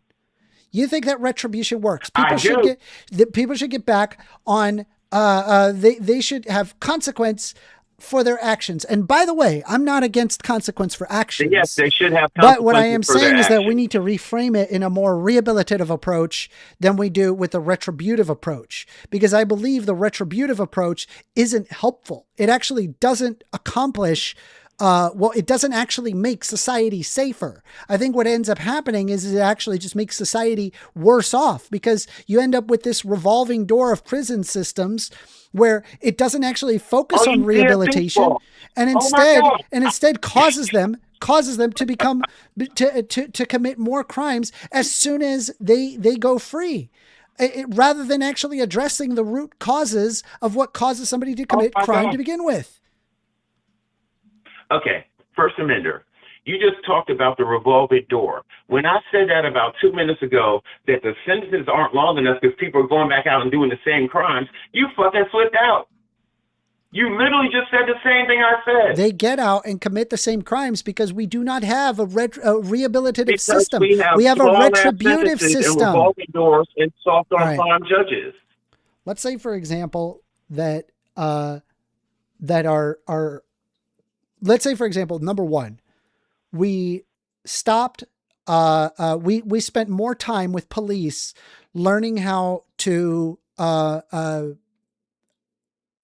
de-escalate situations than how to fire a gun.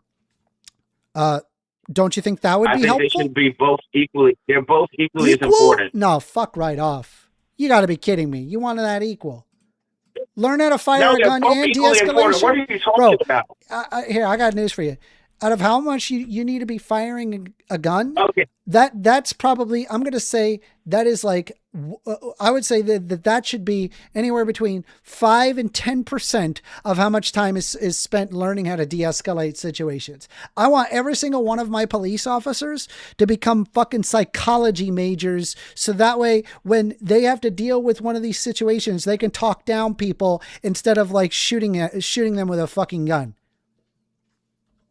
Okay. See, this is that soft ass empathy. No. Yeah. No, it's that it's that thing where I want to make a society I can tell you. be able to accomplish things than just having a bunch of dead fucking people. That's the problem. All right. Okay. I'm going to show you why that softness is. This is why people don't think you're part of reality. When I say that it's just as important to Nordic de-escalate countries the do situation, what I do. Nordic countries, stop. Nordic countries, dude. Don't say it's not reality. Don't say it's not reality. It is reality in a lot of countries. Let me finish telling you all right, why. but it's not. Okay, how the fuck is it first. not reality? It's so stupid. Hey, Let me Daniel, tell you there? Let me tell you. I'll tell you why. I can tell you why. I'm here. Okay, you ready? All right. It's important to de-escalate a situation. I completely agree with that. The reason why I say it's just as important to be able to shoot that gun is because if you cannot de-escalate that situation, I want the person who pulls the gun out to make sure they hit only their target, no bystanders, no ricochets. Do you understand why it would be just as important that they have the proper firearm training too? No. You're a fucking, oh my God. Are you fucking kidding me first? I think that we need to spend way more time teaching cops how to de-escalate situations than shoot a fucking firearm. It's that simple. I agree with the de-escalation, but okay, in reality, can you truly say that every issue will be solved with no need for violence? Can you say that? I'm not saying there's no need for violence. Certainly there's some need for violence. Okay, so if there's a need for violence, do you want someone but I who's mean, trained with the gun? given the current atmosphere of things, it doesn't appear that the retributive approach appears to be working. Considering we have more people incarcerated than any other country, yet a population of 300 million. We have more people in prison in the United States than China has by over 200,000 people. That's horrendous. That to You're me, right. Oh, that should be embarrassing. Right. Is that embarrassing? That is embarrassing. It's embarrassing. We're supposed to be the most powerful country on planet Earth, and here we are trying to build another fucking prison. Okay, so speaking of China, I was talking about at least, China has a very rigid social structure, right? Yes. And because they've been, I guess, conditioned, or because they care about how they're seen in their society, less people step outside of that structure. Whereas in America, we're all over the damn place. That's why we're arguing about the things we're arguing about now, because everybody's perception is wrong. We don't have any kind of I don't want to be like China, where everybody has to think the same. I just think that there's like a social contract that everybody needs to abide by. And then that's about as close that I get to everybody thinking the same. But you could have your own values and views and whatever. It's just, I just think that the vitriolic intent that I'm observing in the United States has been absolutely horrendous, and it's only getting worse. And I'm seeing, and I'm just going to point my finger. It's specifically on the right that I'm observing it. This is why most left wingers are like, I'm not going to debate these fucking assholes. These guys literally will harass you day in and day out, to the point that you're like, you're losing sleep over it. I could barely hear you. Is your stream stuttering or something? What? No. Your stream. The stream is fine. All right. Well, it seemed like you were lagging or something. I could barely hear you. Yeah, I'm also having some issues with you. I don't know if it's on my side or yours. Really? Huh. You guys hear me okay on Discord? Now it seems okay. What did they say? The image is fine again. Strange. Did they say it? Did they hear it? I don't know. Okay. I thought it was on my side, but well, first, again, I understand that you want a better world. Yeah, I want a better world also. Look, this is what I mean, man. I swear, I have morons like this in my chat. I have morons like this in my chat saying you should thank the robber and apologize for hurting his hand when he punched you. What the fuck is that argument? I'm simply saying, hey, let's go from the retributive approach to a rehabilitative approach. We know this shit works. We have done it in multiple countries, but it's fucking idiots like these fucking low IQ, fucking sub 80 IQ motherfuckers knuckle dragging around where they think, oh, go hit stuff. Oh my God. First Amender, you are a pretentious snob, and I say that in the nicest way possible. Yep. I don't think that okay, you know how me and you always go back and forth when it comes to any kind of report, survey, blah, blah, blah, because I don't trust sources and things of that nature, right? Yep. Most people use their personal knowledge of the world to make most of their decisions, right? Yep. And their opinions. Okay, so that guy was talking about like the whole, oh, thank you for, assaulting me, blah, blah, blah. That was sarcasm, because in his mind, your view of crime is kind of like, this person shot me. Instead of, holy shit, they're a piece of trash for shooting me, you go in thoughts like, I wonder what social economic conditions led to them getting a gun. Yeah. You see how there's a difference in how our mind frames go. Yeah, I know. There is. So when I go and I wonder myself, I said, I go, okay, number one, right? My number one thought is, okay, stop the shooter. Okay, are they in jail? Did we take away their gun? I then start to think, okay, what are the environmental factors that resulted in that action? Number one, how did they get access to a gun? Were there pre-existing conditions that were like obvious and that should have been caught? Should we create regulatory bodies or something that would prevent this person from having access to a gun? Should they have had access to a psychologist and actually talked about their feelings instead of taking action upon it? Should we lower the overall prevalence of guns to then prevent a death from happening in the future? These are all questions that normal, regular societies have done and performed and reduced their overall homicide rate and reduce their overall incarceration rate because they literally designed an environment to reduce crime. That's what I would argue. I would actually agree with that first. Because again, I don't have a problem with this better world that you're talking about. But at the same time, you want people to put aside their human nature that someone wronged them, someone took a family member from them, someone disabled them. I'm not saying that at all. It's hard to think the way I'm saying that we just have to frame, our legal system around this, around the rehabilitative approach, and frame our system around, let's fix the things that cause a person to get to that point, and then I'm more than happy to put fucking crazy people in jail, or not crazy people, but just people who commit violent acts. We both agree on mental health facilities, right? What? We both want to bring back the mental health hospitals, right? Yes. How long should someone, okay, I don't think you can actually answer that question. I'm sorry, let me reword it. If someone commits a murder, and we'll say they're at age Whoever 16. just subscribed, I don't know what just happened, but somebody had just subscribed. I heard the sound, but it just like cut out for some reason. Whoever that was, thank you for the subscribe. I really appreciate you. Say hi in chat. Anyway, go ahead. What if the person who subscribed was a right-winger Christian, but they really like this argument? I don't know. I don't know. Maybe they'll change their mind in the future. Would you still appreciate them? Just don't be hateful in chat. I don't want to. I don't want to do it, man. I don't want to tolerate it anymore.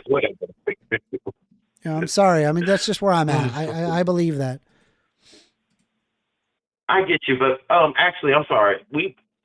First we went way past the time, but I wanted to bring up one more thing about the Pierce Morgan thing.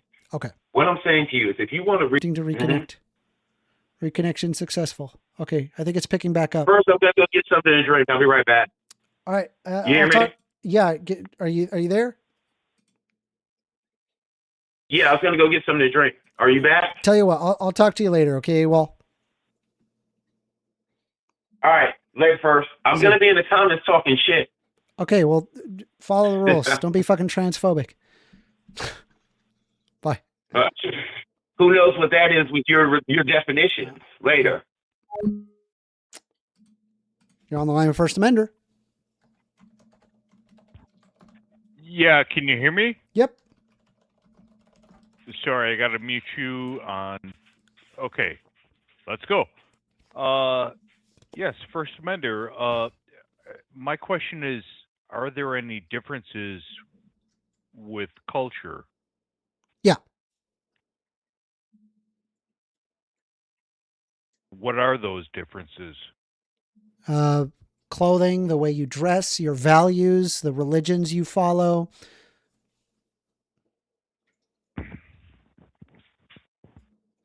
And are some cultures better than others? No. They aren't. Correct. So we've not recognized or seen. I didn't catch your name. What was your name?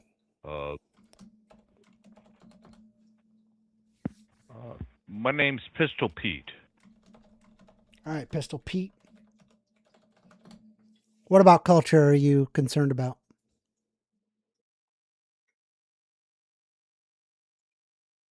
Oh, American culture, European culture.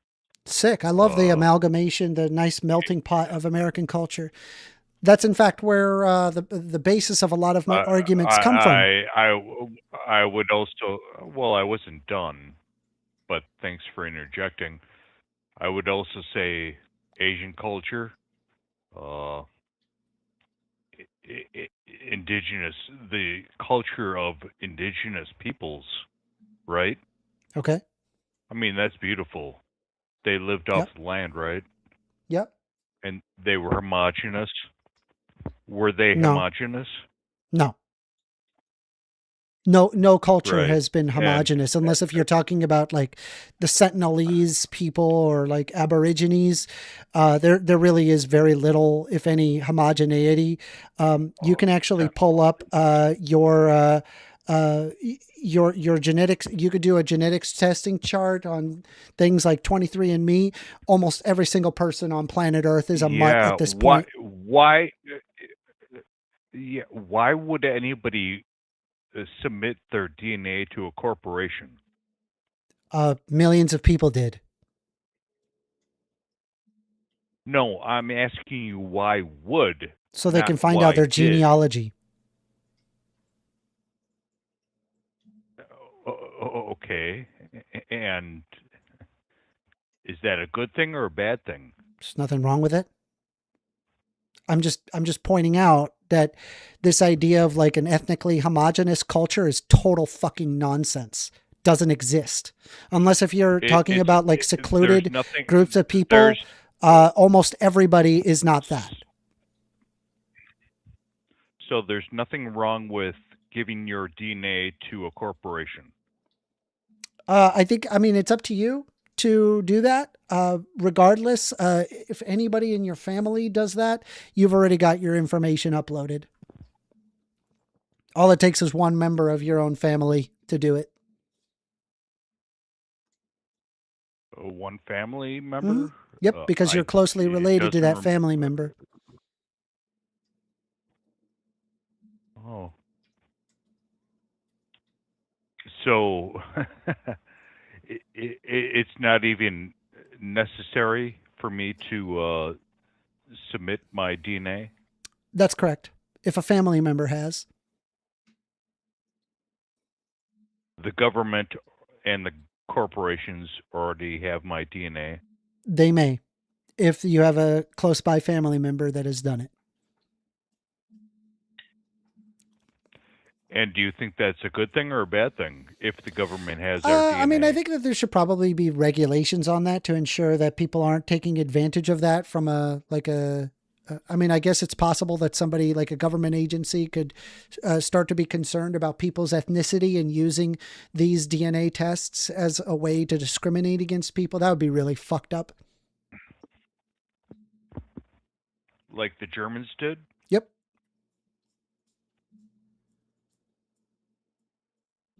They didn't have DNA tests, who's though. Promoting that? Racists. Well, that's right. Ethno-nats and racists. They didn't have DNA.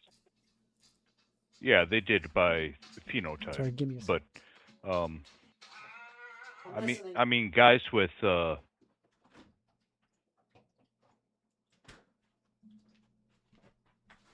I'm listening. Continue.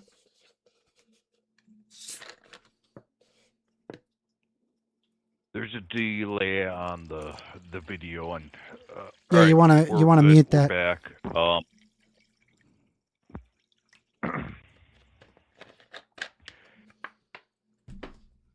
Yeah. So, is there a difference between the DNA tests we have today and the phenotypes that the Germans identified? Right. There is a difference, right? The DNA test to what? I mean, are you saying like they're looking at physical features and then determining whether or not somebody is, or like last names, for example, really common. That's what they did. They didn't have DNA tests for Nazis. What's your point? Does this go anywhere? Well, yeah. Are you a multiculturalist supremacist? Should we all devolve into multiculturalism? I'm a multicultural supremacist. Are you? What does that mean? I don't even think that statement makes any sense. Do you want me to define it to you? So, supremacist simply means a person who believes that a particular group, especially one determined by race, religion, or sex, is superior and therefore dominates society. If I am a multicultural society, what that is saying is that no particular group, no race, no religion, no sex is superior and should not dominate society. So what you're basically saying is that we should have a hot cold soup. Let's expand this, because it's not just sociology or society, it's also political. All right, if I believe that multiculturalism, if I had to try to be as, hold on, if I tried to be as charitable as I possibly can, I believe that multiculturalism will win out over ethno-nationalist societies by a long shot, and it is multicultural societies that will succeed. The World War II. When has it done that? World War II. Where? World War II. No, I didn't say when. That's a time in history. Oh my God. Where? Germany. We stopped them, did we not? And how? By bombing the shit out of them and then forcing them to abide by the war crimes that they had caused and committed. And now they live in a multicultural society. That's what we did. That's what the West did. How many cultures exist in... Because I got news for you. Let me tell you this, right? In Germany number one, just to point out, you're talking a about multicultural Germany society. And hey, the Jews, fucker! Which are two different ethnic groups. I'm just all right. Let's try a quick sniff test. How many Jews died? Just curious. Oh God! In World War II, in Germany, in the occupied territories, well, greater than 6 million. Probably. All right, fabulous. 10. Fabulous. It is 6 million though, but that's fine. It's fine. Regardless of this point, you think you had a gotcha there? Well, I was curious what kind of. Expecting me to say? Well, I don't know. There's a lot of people that are very super racist. I thought you were going to say anywhere under 6 million. I thought you were going to say anywhere under 6 million. I'll be honest with you. Joker. Nobody believes you. Nobody believes what? Multiculturalism won. It did. I mean, in terms of today, when you look at just about anybody in a modern society, they're all multicultural. Every single one of them. There is no ethnic superiority. It's total nonsense. We're all mutts. Every single one of us. Unless if you're talking about like an Aborigine or a Sentinelese, like, yeah, you're a mutt. We're all mutts. Did you know, like, we as humans, we actually work better We you work wanna go better by back- working together, not pulling each other apart and separating one another. It's actually that separation that Yeah, causes there to be communalism, problems. I understand. Do you want to go back to the DNA question? Sure. What was your question?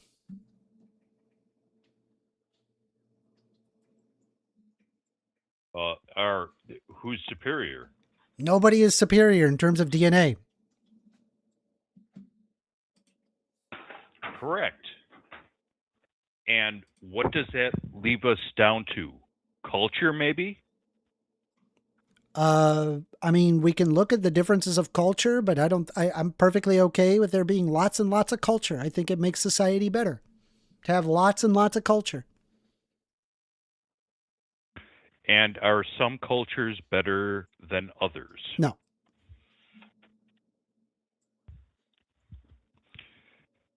Okay, so the Aztecs sacrificed people. Are you comfortable with that culture? I'm not comfortable with sacrificing people, but I'm comfortable with Aztec culture. Was sacrifice part of Aztec culture? That's correct. So are you comfortable with a major aspect of Aztec culture? That major aspect? No. And I don't think it was a major aspect, but it is certainly an aspect of Aztec culture. I'm not comfortable with that action, but as to whether or not I'm comfortable with Aztec culture, I mean, we have Aztec culture throughout Mexican societies. Hell, I mean, you could look at corn tortillas. That would be an example of Aztec cultures. Corn tortillas are delicious. Don't you like corn tortillas? Love the food. Yeah. Oh, I love them. Yeah, but how about today?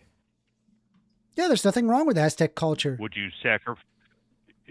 Would it be okay for Aztec natives in Mexico to sacrifice people today? No. Why not? Because you're causing the suffering of human beings needlessly. Well, no. Yeah. That's completely untrue. No. Are you going to swear your They're allegiance appeasing to their gods. Huitzilopochtli now? They're appeasing their gods. Yeah, I mean, it's kind of like if you had Christian people that wanted to sacrifice witches, or if you wanted to have people that wanted to kill LGBTQ people because they're an abomination.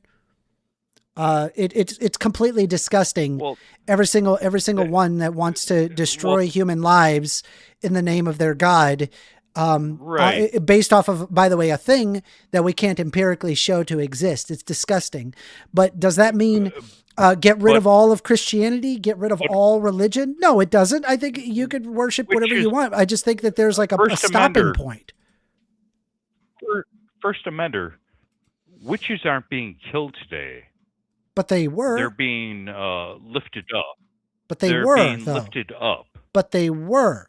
Liberal witches are being lifted up all right. today. How about this? Are Aztecs sacrificing people today? Is being lifted up today. Are Aztecs sacrificing people today? Yes. No, they're fucking not, you idiot. Yes. Nobody is sacrificing anybody in Aztec culture. Abortion is murder. All the liberals are Aztec now. God damn, you're dumb. Hello, fellow Aztec. Holy shit. Hello, fellow Aztec. God damn. That was wild. No, because First Amender, your political philosophy is a religion. No, my political philosophy is basic human rights and decency, and allowing people to live the fullest life that they possibly can, and framing society in a way that enables that. Not. It is. That's literally what my entire position is. I'm telling you what my position is. I'm not lying to you when I'm telling you that's what I believe. I have framed my entire no. worldview, my entire basis of argumentation of what is the best possible society. I believe that the best possible society is one where people can pursue the things that they find valuable to the greatest degree. That's what I think is the best possible society. And whatever gets me closer to that is what I go for. I don't doubt you. Right? So I don't doubt you. So here's the thing. When you talk about abortion, I believe that individuals should be able to have a right to decide whether or not that if they're ready to have a child. That I think that is up to a woman to decide, because it is the woman that has to undergo the potentially life-threatening procedure of a pregnancy.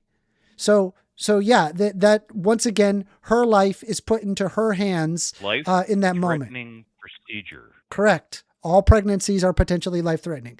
Every single one of them. So is so is me stepping on a nail. Yeah, but I don't force you to step on nails, do I?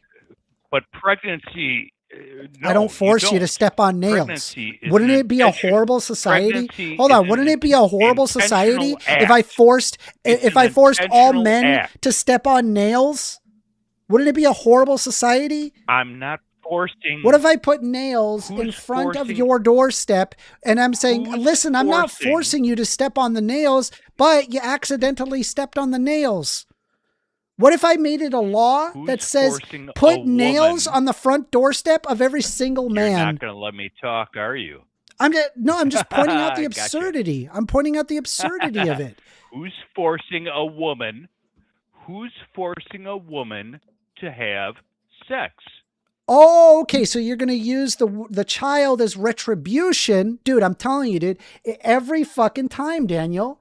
They love the idea of establishing consequence for actions. It is absolutely the 100% cocaine of Republicans, regardless as to whether or not that actually results in a better outcome for society or for individuals. It is independent as to whether or not that they get back revenge. They like the idea of chopping hands off for stealing. They like the idea of plucking the eyes out of somebody who was a lecherous fool. They love those concepts. They go after that biblical understanding rather than realizing what is the actual societal outcome.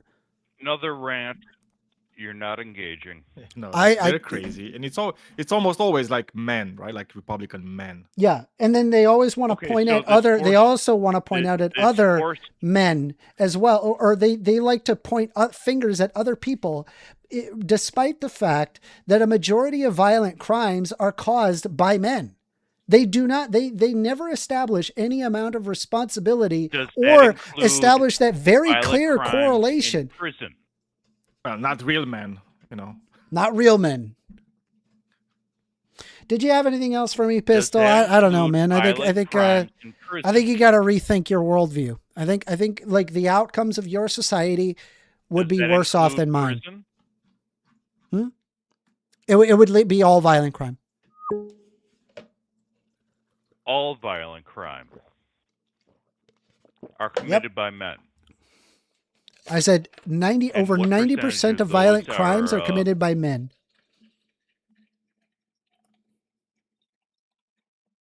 Boy, we started on, what did we start on? And then we went to abortion, and now that was you. You're the one that brought up abortion.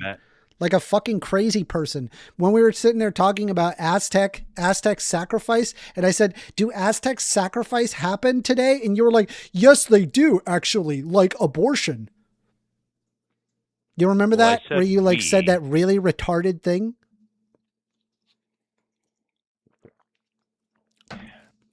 Retarded. Mm-hmm. Yep. It's pretty dumb. Are you going to get censored?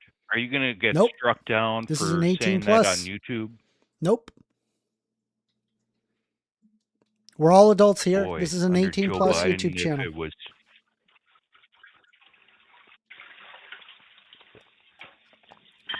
Yeah. Great things. Well, hey, it was great talking with you. I got to make some food. Time for me to eat some food. First Amender, It was so great talking with you. Appreciate the call. Take care. Well, that was interesting. What did you think of that, Daniel? That was crazy. All right. Oh, Looks like man. we got Strat who would like I to fucking talk. love Republicans, just like constantly like regurgitating like every talking point. Like as soon as it gets out, boom, they just regurgitate it like The same instantly. thing. They They're don't like, even wait. they think that Aztecs are doing human sacrifice today. Yeah, dude, you're a fucking Aztec, right? Like, you're First a of all, liberal that agrees with abortion. We don't even have like the direct Aztec. We have like the descendants of Aztecs that exist in very small areas in Mexico, and it's like, or maybe they exist elsewhere as well. I don't know. I could be wrong there. They probably exist elsewhere, not just in Mexico. But it's like they're somehow still doing the human sacrifice thing. Like, holy crap. Anyway, what's up, Strat? How you doing? Good to have you here. Good, mate. Good, how are you? What would you like to talk about? I was just trying to make a point earlier when old mate was yapping his mouth about shit he clearly doesn't understand.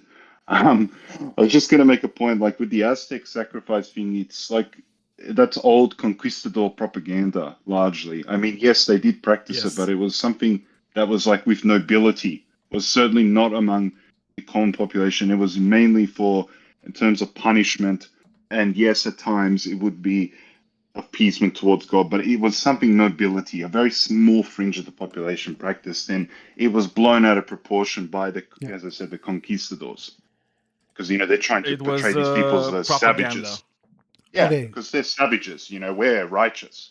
Yeah, well, and then to top it off, right? What happens is that you have where they say that the Aztecs are the savages, but the Christians are righteous. Meanwhile, this giant just horde of just huge amount of human history where they sacrificed in the name of their God or they warred in the name of their God. And it's like, in my opinion, it's like if you're going to war, like for example, we have fucking idiots sitting there and like LARPing as crusaders. They'll have like a crusade name or like Romanesque names with like a crusader avatar, and then they're just like, they're Deus Vult, and like, oh yeah, they're the savages. Like, okay, bro, come on, fucking asshole. They're the savages because we kill in the name of God, the one true God. And they kill in the name of a fake God. It's just wild to me. Absolutely wild.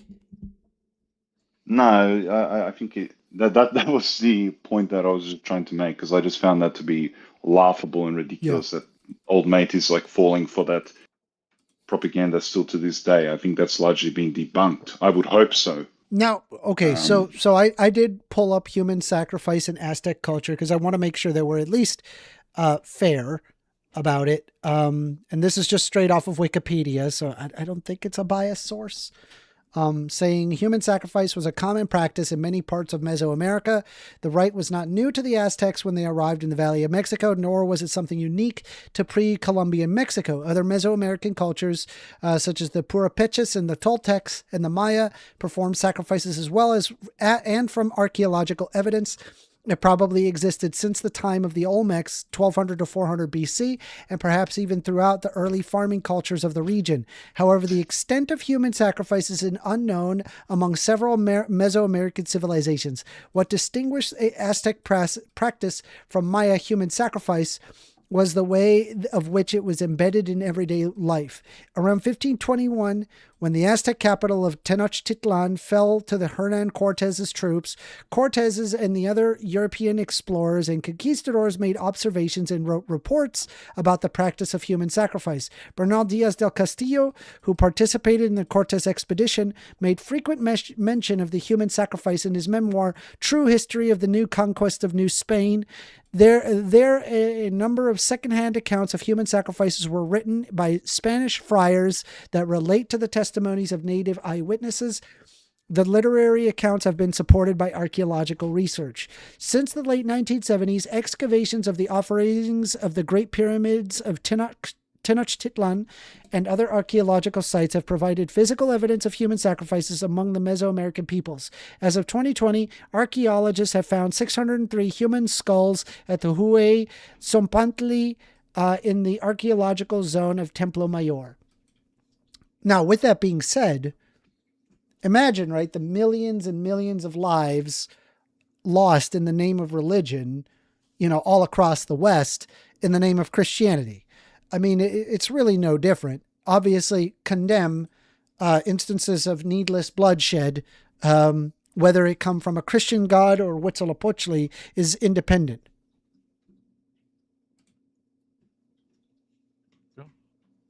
Yeah. Also, I think like what Strat was mostly talking about was like there are like a lot of accounts which are like super exaggerated, or like the number of people that were sacrificed.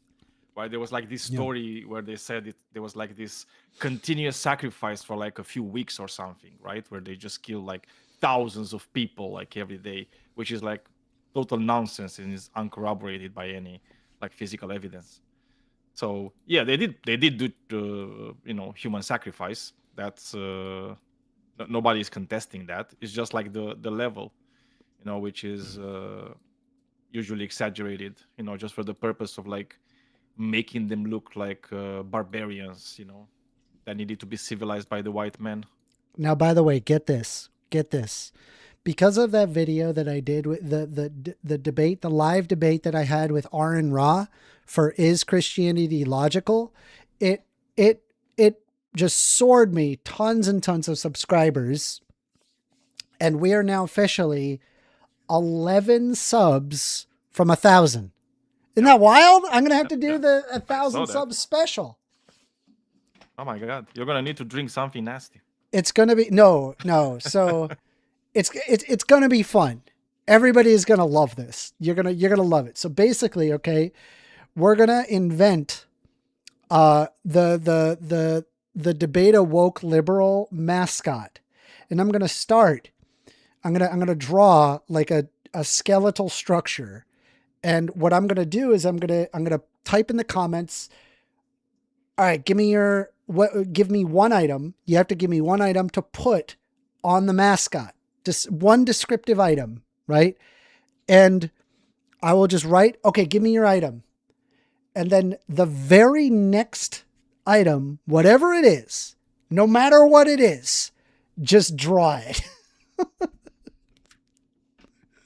Okay. And we just keep going until we're done. And then we will have our debate woke liberal mascot. I've done this a few times. Sounds good. For other things, and it is a goddamn nightmare. But it's all in good fun. It'll be good. You'll love it. 1,000 subscriber special. Don't miss it. Vinny Consolini. See, he's getting it. He says a dildo. Okay, no problem. I got you. I got you, fam. You think I can't draw a dildo? I'll draw a dildo. I'll do it. Do you know the baby Jesus dildo? Maybe one of those. Yes. Anyway, maybe it's like every time somebody says an item, it needs to come with a twist from you, right? It's like they say a dildo, boom, baby Jesus dildo, right? Yeah. So it's like we'll just add up one up. It'll be the ultimate woke liberal. Well, it will be it'll be great. Anyway, Strat, it was good talking to you. Thank you. Yeah, no worries, man. Peace. All right, so I'm going to take off the phone from Do Not Disturb. If you're trying to call in, you can call in now. Call the number. Phone number is 202-998-5218. Call in. If you want to have a discussion, I'm right here. We will have a full discussion. Oh, man. Call after call. You're on the line with First Amender. Hey, Amender, are you really that much of a sad and pathetic little man that you had to suspend me for 10 minutes over a sad and pathetic little comment? Is this stinkdink? Yes, the one and only. How can you tell? Is it the cadence in my voice? I am in fact that petty. Oh, that's interesting. That's interesting. I thought you're rising above the ranks, right? I had no idea you're still under 1,000 subscribers. 11 away. Congrats. Thank you. Despite that fact, your metric. Yeah, you unsubbed viewers. specifically to spite me. That was interesting. Yeah. And I gotta let you know, Stinkdink, with or without you, I just want to let you know, I am going to the moon. Yeah, there's not a goddamn thing that you can do to stop me. And even if everybody listened to me, just all unsubbed and stopped watching me, I would just keep doing what I'm doing, and I am going to the fucking moon. I promise you that. You promised me that. Well, I don't really care, Minder. I just think it's really funny about how you keep saying going to the moon, and people are just telling you, right, through the little monkey lines that I have, right, that you're going to the moon, yet your viewers are slow, right? You get 19, 17, maybe 18. Well, let me show you something. Let me show you something. Oh, show me your analytics. Somebody could dox you. Yeah.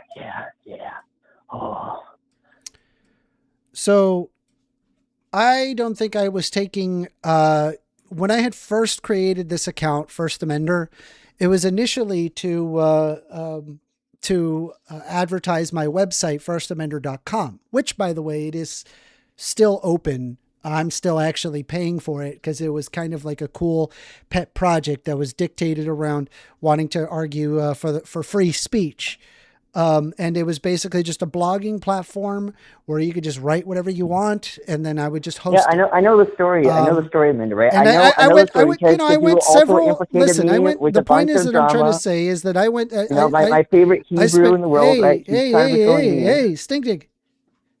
So I spent several years, with this account open, and I only really published maybe 3-4 videos.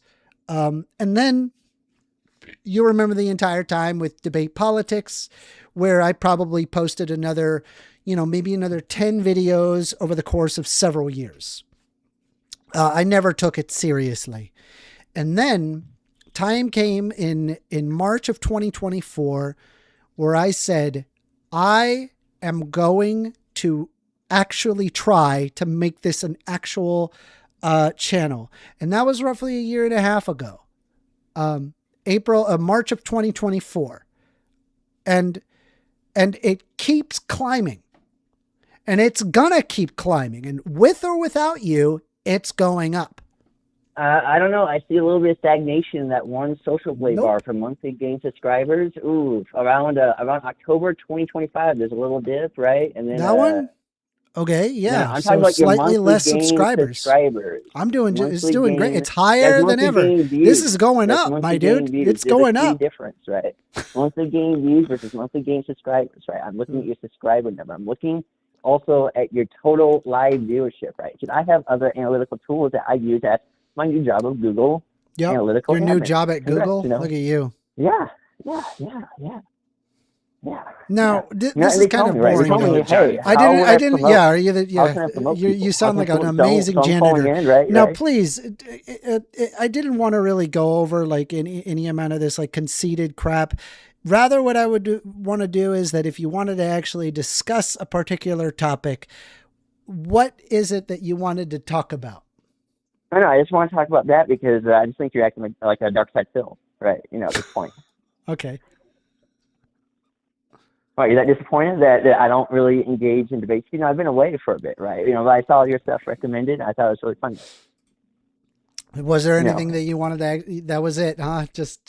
Yeah. Because I already know that you do like these mid-wit jump to conclusions, right? Bad faith arguments. So why would I give the time of day to debate someone like that when I can do other things like volunteer? I can touch grass. It's true. I can do kickboxing, right? Yet here you are. Yeah. By the way, right. I've also been doing that right in San Diego. Dude, I do. When was the last time you heard of me? About 6 months ago, 9 months ago, give or take? I saw your tech channel. I was like, oh look, he's got a little tech channel. That's cool. Why don't you actually work on that? Yeah. Why don't you actually create something? Yeah, You'd actually probably get more popular. Doing it's called having a career, Minder, right? Not everyone can be online doing dead end. I have a career too. I don't have a dead end job. I'm a systems administrator. I'm still doing what I'm doing. For Florida. Yeah. You just get. I was just saying that, right? A dead end admin job, right? It's not a dead end job. It's a salary position. I'm doing just fine. salary's kind of dead in Minder. I'm sorry to tell you this, right? Okay. I get monthly bonuses now, right? You know. Fabulous. I'm sure you sound like a great salesman. Yeah. Yeah. Oh, he's a I am. salesman? He's a What salesman. the fuck? He gets my, commission. my wonderful time being firmly online. He gets commission. And he's bragging about it. Like, He's what bragging the No, fuck, I about took commission. admin analytics, right? I mean, even if I was doing Yeah. sales, what's wrong with He's that? The amount of working money, at If yeah, I- the if I amount of was money that you making- make. If I was Think making about it. $12 Think million about it, Daniel. The amount of in- money that he makes is up to him. Yeah. That actually sounds pretty good. And Can the you people explain that to decide me the what's wrong with bonuses, making right? like 12 Yeah, million yeah. a year doing? He just has doing to. He sales? has to bring in 3 people. It sounds like you're Maybe it's jealous, like a right? new You're just element. jealous, you're having this, Yeah, this yeah. Maybe betting that is called like YouTube Google debate or bro something. sort of Yeah, thing, yeah, right? yeah. You know. Oh my God, stinkdink. Is that simple? Is that simple, right? You know, you're seething at my success, right? You know, I am. I'm laugh, absolutely right? You're laughing. losing it. I'm just like, I guess what the how audience, do your I be as audience loves it. successful as Stinkdink? I think I managed to give you I'm costing you viewers 6 viewers a Minder. Wow, incredible. Yeah. Is there anything else that you'd like, or can we open up the phones? Yeah. I'll let you go, Darkside Phil. Oh, I mean, first Minder. What was I thinking? You know. At least Darkside Phil interacts with his audience in a positive manner. I'm interacting with you now. Yeah, after you suspended me, you know, I noticed that my because you suck. You suck. I'm gonna start. Oh, yeah, I'm gonna start I said curtailing people thought my one Dark Side of Minder comment how was my funny. chats I go got, through. I got three we're not gonna have this lawless nature and where then you can out of just nowhere, my message are no longer just be a super hateful person, and just like I don't know, just hate watch all the time. Hateful? I think we'll be just fine. Watch, bro. Bro, I hate watch, right? Dude, everyone hates watch something, right? You cannot just say, "Oh, you know, you hate watch." I'm not gonna tolerate it. Watch Matt Walsh. You cannot declare something to be hateful when you do the exact same action. That's fine by obscurity, right, or obfuscation, right? You know, like declaring something to be a moral truth. Meanwhile, you do the exact same thing for gains and viewerships. I mean, they're just kind of hypocritical, don't you think?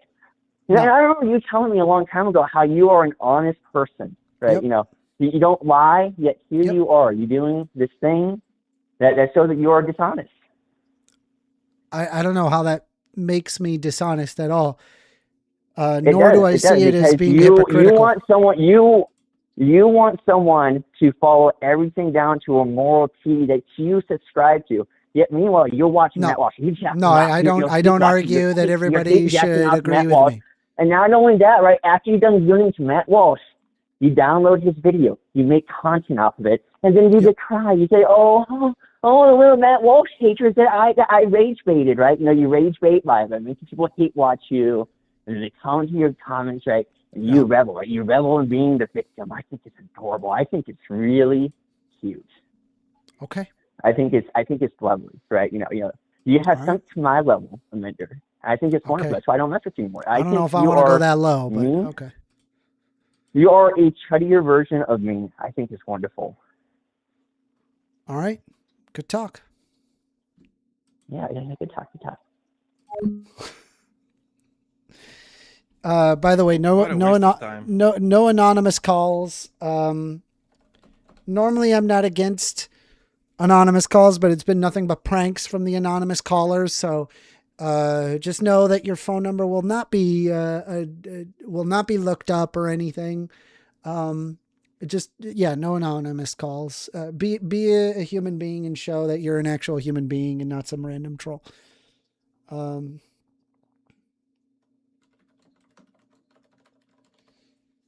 on. You know, I just realized that I have, my apologies. I accidentally added Yerba Mate Talks and Aran Ra on this video, and I need to not do that because that's what I did last. It's okay. We got it. We're good. Anyway, Daniel. But I will have to watch the thingy. I haven't watched it yet. You haven't seen it? It's fabulous. No, it was super. It's very good. Here. Didn't have Daniel, the time to do it. I'll at you. There you go. No, I saw it. It's like it's in my dude. It's, You saw it. Okay. It's on the line. Yeah. Well, no. So there was. Okay, It was. so- Is Christianity logical with debate with Aaron Ra? Yep.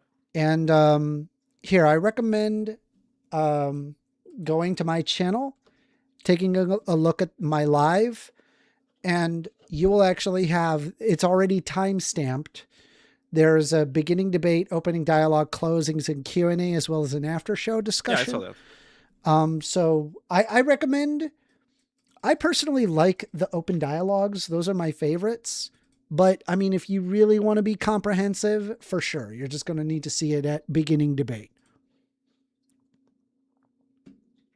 No, because I like to listen to these things from start to finish. That's good. Yeah. Beginning debate then is what you want. Cause, and that starts at an hour 17 in. Cause I started the stream early and I was just going over the news and just reading stuff out. And so that's the first hour and 17 minutes.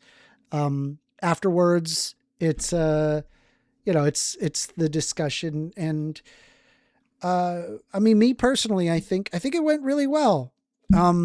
I'll be honest though, I tried to listen to Anthony's intro. It unironically just made no damn sense. It didn't really follow at all. And tell me if you think that it followed or made any sense, because it did not. Yeah, I me. will listen to it. Yeah. I mean, I know Anthony. I've debated with him a few times. Yeah. He's a Christian Orthodox, so yeah. They have things like a bit different. Aaron Ra asked them a very pointed question that made them look terrible. They said they believed that the only real Christianity is Eastern Orthodoxy. There is no other Christian. There are no other Christians. Yep. Isn't that wild? Yeah. I've told them. I know that's what they believe. I said last time, there's a conversation. Typically, from what I'm aware of, in terms of Christianity, all you have to do is believe that Jesus died for your sins, believe that Jesus is God, and you should follow him and not anybody else.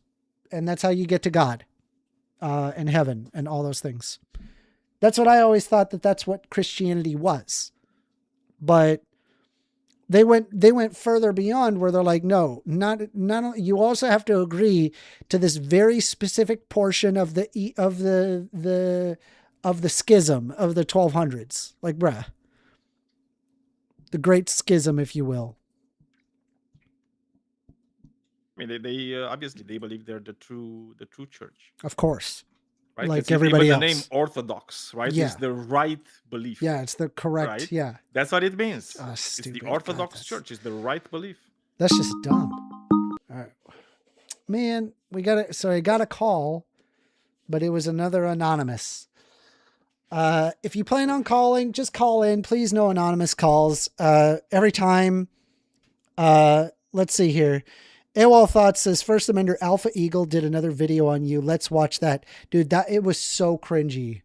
Dude, I cringed so hard at Alpha Eagle's video. I watched it and I was like, dude, I don't even know how to address it.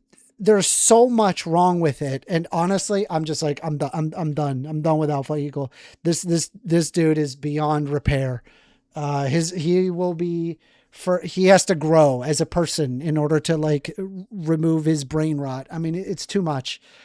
I tried. I did. I watched the entire thing and I was like, dude, this is so shit. I can't even make a video on this. Let's see here. Bubble 87 says, it's like how Christians refuse to accept Satanists as their religious cousins. Yo, wait, that's really funny. Raiden Jack says, have you read the schism that occurred between the churches? Yes, I have. AWOL says, yeah, first critique the video. It'll kill some time. It's a good video. It's not a good video. It's a shit video. Yeah, it's probably not a good It video. is a shit video. Alpha Eagle says, what the fuck? How can you be a Muslim and not believe in Islam? That doesn't make any sense. This is how stupid Alpha Eagle is. He thinks every Muslim is just immediately Islamic. He thinks they're all every single one of them. There are no atheist Muslims, Daniel. I gotta watch this dude's video. Well, Dude, this guy couldn't even pronounce what stochastic terrorism was the whole entire time.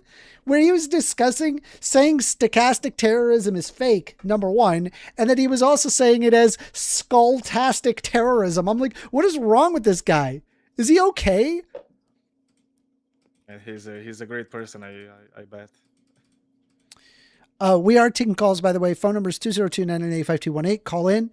You want to have a discussion? We're also 11 subscribers away from 1,000 subscribers. We're going to be doing a 1,000 sub special, and I would venture to say very soon. There were people that were speculating that the subscriber was going to get, that it was going to get to 1,000 prior to the new year. And I almost believed that, but then I was like, ain't no fucking way. It's gotta, when you get like a sudden jump of subscribers because, some audience discovered you, usually you get an initial jump and then it just kind of slowly dies down. Yeah. It's typical. Alpha Eagle says, so you admit you cannot debunk my video. No, I just believe that your video is not worth my time. That's what it's a terrible video. Your video sucks. All right. Let's see. He probably does believe that his videos are good. So he believes his videos are good, but it really, I watched it. I was like, this is so cringy. I can't with this. It's just so dog ass. We are still taking calls though, but I guess what we could do, we could take a look at, I don't know. What do you think? Do you have any interesting videos that you'd like to share? I haven't really seen anything great these days. I keep looking at some politics and whatnot with like Trump and whatever. But yeah, nothing super crazy that's happening lately.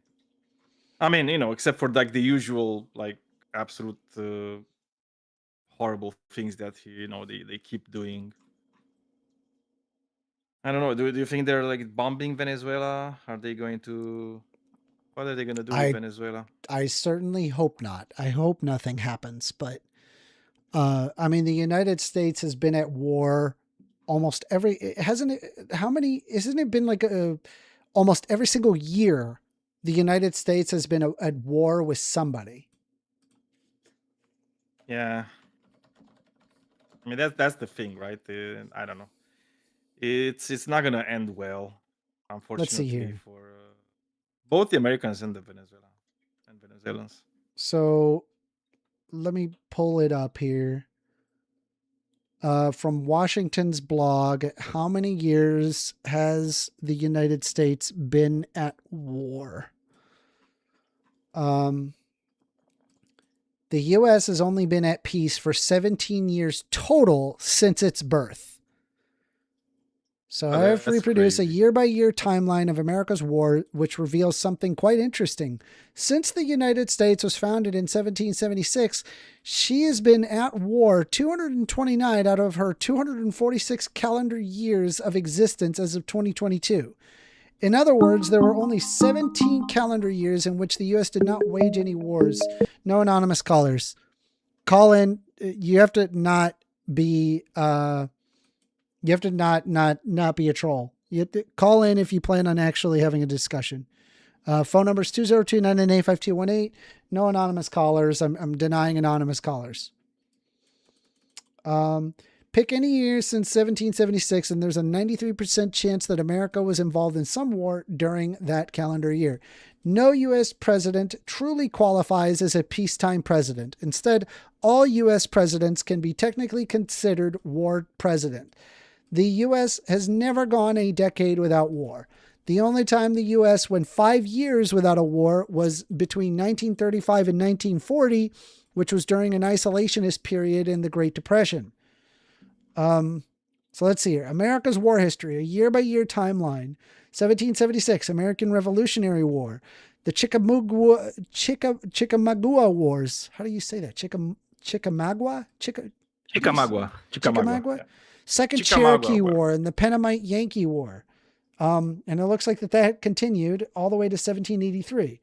1784, you still had the Chickamauga Wars, the Pennamite Yankee War, and the Oconee War.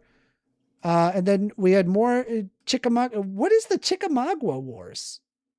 I mean, it's wars with like Indian tribes. Chickamauga Wars. Well, it's because they probably lasted like a very long time. It wasn't like a continuous. The Cherokee American Wars. Okay. Series of raids, campaigns, ambushes, minor skirmishes, and several full-scale frontier battles in the Old Southwest from 1776 to 1794 between the Cherokee and the American settlers on the frontier. Most of the events took place in the Upper South region. While the fighting stretched across the entire period, there were extended periods with little or no action. Let's see here. Awolthoughts says, I'm not being biased when I say this Alpha Eagles video was pretty on point. He used your own clips against you and he worded it very well. Awol, you could not be more wrong.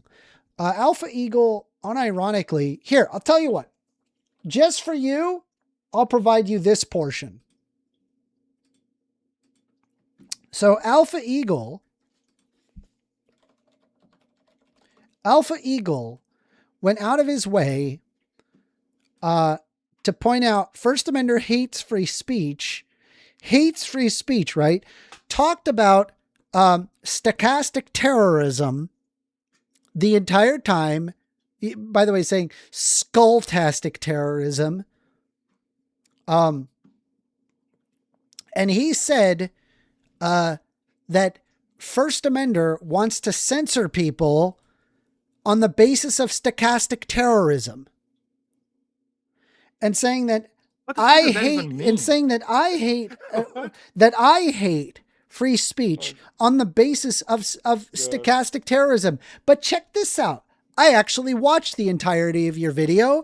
And if you'll notice right here, Alpha Eagle also agrees that we should ban people for stochastic terrorism. You think I'm joking?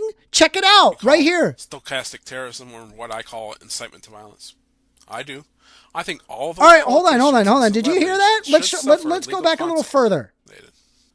First Amender, do you think those celebrities should go to jail for what you call stochastic terrorism, or what I call incitement to violence? I do. So what the fuck is this video, you fucking idiot? You realize that this means that we actually agree? Do I think that people should go to jail for stochastic terrorism? Yeah, I do. Also, so do you, you fucking idiot. You fucking walking caveman. How dumb are you? Dude, did your parents just force you into the fucking lead side of the fucking room where they forced you to lick the fucking walls for the first 12 years of your life? Is that why you think this way? What is wrong with you? How dumb are you? Daniel, he's accusing me saying that I hate free speech, which, by the way, who the fuck actually wants just unabashed free speech with zero consequence ever? That doesn't happen. Nobody actually wants it. So where's the fucking line? Well, no, you're wrong here, Amanda, because Republicans usually, whenever they're being censored for their hate speech, for the hateful speech and their nonsense, they cry and say, "Oh my God, where's the free speech?" Right? And then they go around and they do that. Yeah, and they when do that. They do it. Yeah. Well, that's normal. That's common sense, right? Yeah, they're just like what the a perpetual fucking victims, crybaby right? bitch, bro. Yeah. Crybaby bitch, bro. Every goddamn time. Dude, Alpha Eagle, I think that you need to check the piping in your house for lead exposure, because there is I refuse to believe you came out of your mother this stupid. I refuse to believe that. I have to have some semblance of hope in humanity that your stupidity is entirely environmental. I just have to have some hope for that. Anyway, we are taking calls. The phone number is 202-998-5218. Listen to First Amender. How dumb are you? I clearly said incitement of violence. Open your ears. Yeah, and what the fuck do you think fucking stochastic terrorism is, you fucking moron? God damn it, dude. He's so stupid. Dude, they're so dumb. I can't. They're too dumb. They're too dumb. I'm done, dude. Dude, I'm done. I'm not giving you any more views. I'm not gonna look at your content. You are an unironic, sociopathic idiot. And yeah, that's where I'm at with it. That's, God damn it, another anonymous call. All right, I'll take it. But if it's another prank, we're for real not doing another one. You're on the line with First Amender. Fuck off, bruh. All right. That's why I don't take anonymous calls. All right. Let's all right, let's go back. All right. So we have here. This is 1785 all the way to 1794. Not a single year has been missed, right? Every single year so far, wartime. Right? Let's see. 7, 8, 9, 8, 1, 2, 3, 4, 5, 6, 7, 8, 9, 0, 1, 2, 3, 4. Yeah. 1795, Northwest Indian War. Hey, we got 2. 1796, 1797. Bubble says, as long as their people are honest and respectful and wait, but it doesn't say no wars. No major. It says war. No major war. Yeah. No, it's, just like listen, the bar is very low. War, you know? Yeah, it's just a little small one off into the side.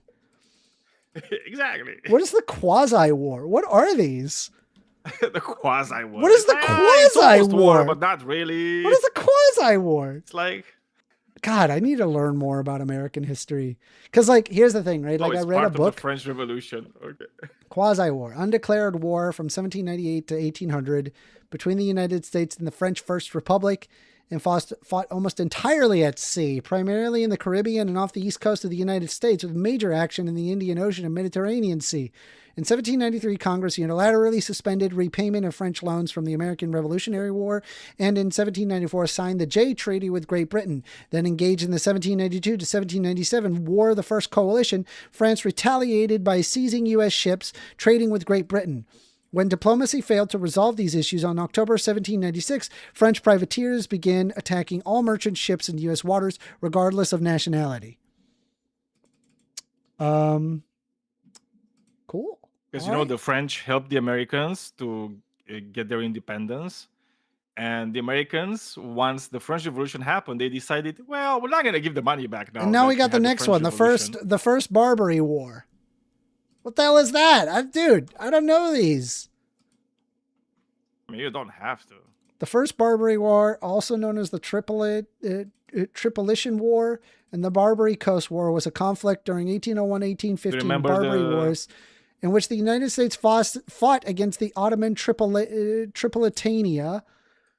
Tripolitania had declared war against the U.S. over disputes regarding tributary payments in exchange for cessation of the Tripolitan commerce raiding at sea. United States President Thomas Jefferson refused to pay this tribute. Dang. Get wrecked. Awolthoughts says the echo chamber is strong. No, bro. I'm going to have a, let's see. Awolthoughts says, First Amendment, the disagreement always lies in what people consider hate speech. That's where all the deviations come into it. Okay. Anyway, let's take a look here. We are still taking calls. Phone number is 202-998-5218. You want to call in, have a discussion? We can do so. Just call in, call the number. Please do not call in trying to be anonymous. You are basically just wasting your time. I please, no trolls. I am interested in an actual conversation. Alpha Eagle says, are you saying stochastic terrorism is a dumb and redundant term? No, I am saying it is not. Also, why don't you call in, Alpha Eagle? Why don't you even waste, I've reviewed multiple of your videos and even redrew your freaking profile. And you did it. You never acknowledged that. And you don't even bother to call in. Anyways, Sabine Expedition. What is the Sabine Expedition? Man, I'm learning all this history. I don't know these things. An expedition approved by the United You States had too many Congress. wars. It was led by major volunteers, Alabama, Louisiana militia. Main goal was to protect the Sabine River as a boundary between Spanish Texas and Louisiana territory was undecided. All right, look at that. We got three years, no war. Yay. We got one. We got 3. And then U.S. occupies Spanish-held West 4. No major war. Tecumseh's War? Why have I not learned any of these? Conflict between the United States and the Tecumseh Confederacy led by the Shawnee leader Tecumseh in the Indiana Territory. Although the war was often considered to have climaxed with William Henry Harrison's victory of the Battle of Tippecanoe in 1811, Tecumseh's War essentially continued into the War of 1812 and is frequently considered a part of the larger struggle. The war lasted for 2 more years until 1813 when Tecumseh and his second-in-command, Roundhead, died fighting in Harrison's army of the Northwest at the Battle of Moravian Town in Upper Canada, near present-day Chatham, Ontario, and his Confederacy disintegrated. Tecumseh's War is viewed by some academic historians as the final conflict of a longer-term military struggle for control of the Great Lakes region of North America, encompassing a number of wars over several generations referred to as the 60 Years' War. Interesting. Wow, I didn't know 60 that. years old. Yeah. There was one like that in Europe. War of 1812, War of 1812, War of 1812. First Seminole War, Anti-Piracy War, Seminole War, Yellowstone Expedition, Anti-Piracy, Anti-Piracy Yellow Expedition, Anti-Piracy, Anti-Piracy, Anti-Piracy, Anti-Piracy, Yellowstone Expedition. 5 years. Oh, he got one. No major war. Tecumseh. Such a history noob. Yeah, okay, there's certain parts of history that I am vague on. Once you get like post 1776, there's like a bit of a gap that I have up until about the 20th century. And that's the gap that I have. So I apologize if I'm coming off as ignorant. I'm just going to admit to you when I am ignorant about a topic. No major war here. Jesus. There's a lot of wars against Native Americans. Look at this. Texas Indian Wars, Southwest Indian Wars, Navajo Wars, California Indian Wars, Pecos Expedition, Antelope Hills Expedition, Bear River Expedition, John Brown's Raid, U.S. forces launch attack against Paraguay, U.S. forces invade Mexico. Jesus. Was this a part of Manifest Destiny? Well, that was a hot year, man. 1859. Dude, Manifest Destiny. Yeah. 19th century United States American settlers were destined to expand westward across North America, and that belief is both obvious, as in manifest, and certain destiny. The belief is rooted in American exceptionalism, romantic nationalism, and white nationalism, implying the inevitable spread of republicanism and the American way. It is one of the earliest expressions of American imperialism. According to the story, this is horrendous. Do you remember that there was somebody that was arguing in favor of Manifest Destiny on my channel? That is a freaking nightmare. Ooh, phone call. You're on the line with First Amender. Hey, First Amender. Happy 2026. I hope you had a good New Year, man. Yeah, I did. I was with my boyfriend. Oh, you're with your boyfriend? Amazing. Yeah. I'm glad. I hope you guys had a great time. I did. But anyway, I wanted to ask you something. What do you think of the idea of making gun purchases all permitless? Gun purchases permitless? I don't want there to be less regulation on guns. No. Why not? Because I think it kills people if we have less regulations on guns. Well, what if I told you that statistically, gun states with less regulations have less gun deaths? Like, for example, Montana, they are a permitless state and they have less gun deaths than any other state a year. That's not true. No, it's true. It's true. Not I true mean, at all. if you look at all the states that have high gun deaths, it's New York, Chicago, and Los Angeles. Those are the top 3 with the highest gun deaths in the world. Okay, through 2023 and 2024. Okay, versus 2023 and 2024, they have the highest gun deaths in the world, including Houston, Texas, Arizona, and mind you, Houston, Texas Texas may be a red state, but Houston, Texas is a blue state with a blue mayor. Let me present you this. Okay. The stream is going to be slightly behind, but I'm going to share this for the chat. This is gun safety policies save lives. Which states have ideal laws to prevent gun violence? We compared gun policy across the country, scoring every state on the strength of its gun laws and comparing it to the rate of gun violence. In states where elected officials have taken action to pass gun safety laws, fewer people die of gun violence. Choose a state and see how it stacks up on 50 key policies, or explore a policy to see how much of the country has adopted it. So one of the highest, the national leaders, is California, Massachusetts, Illinois, New York, Connecticut, New Jersey, Hawaii, Maryland, and Washington. And I believe like some of the highest is, I believe like near average would be Illinois, Maryland, and Washington. But the rest fundamentally have much less gun deaths than in ones that have less control.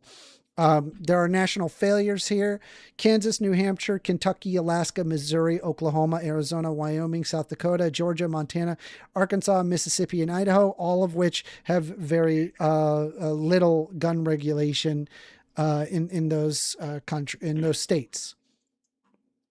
But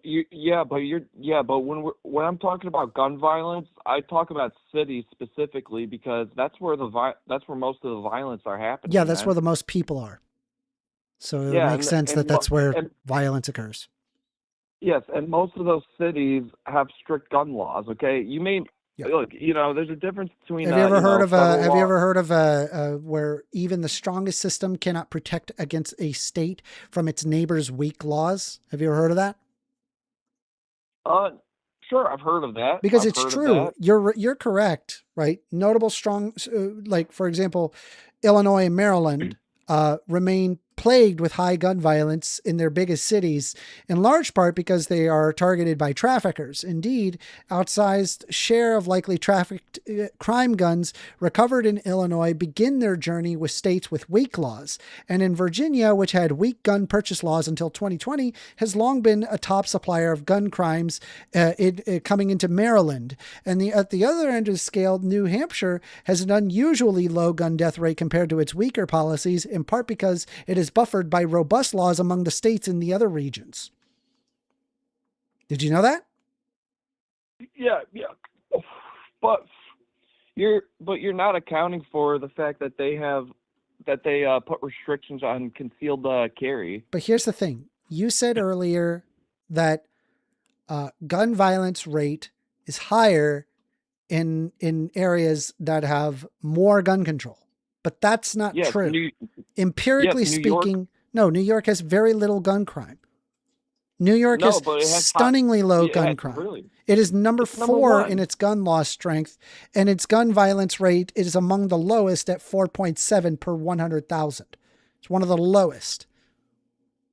That's not what I saw, man. But all right, these are the numbers. I don't know what to tell you. I understand, man, but what I'm saying is, if we had less laws on concealed carry and open carry, that would increase gun deaths. Would increase gun deaths.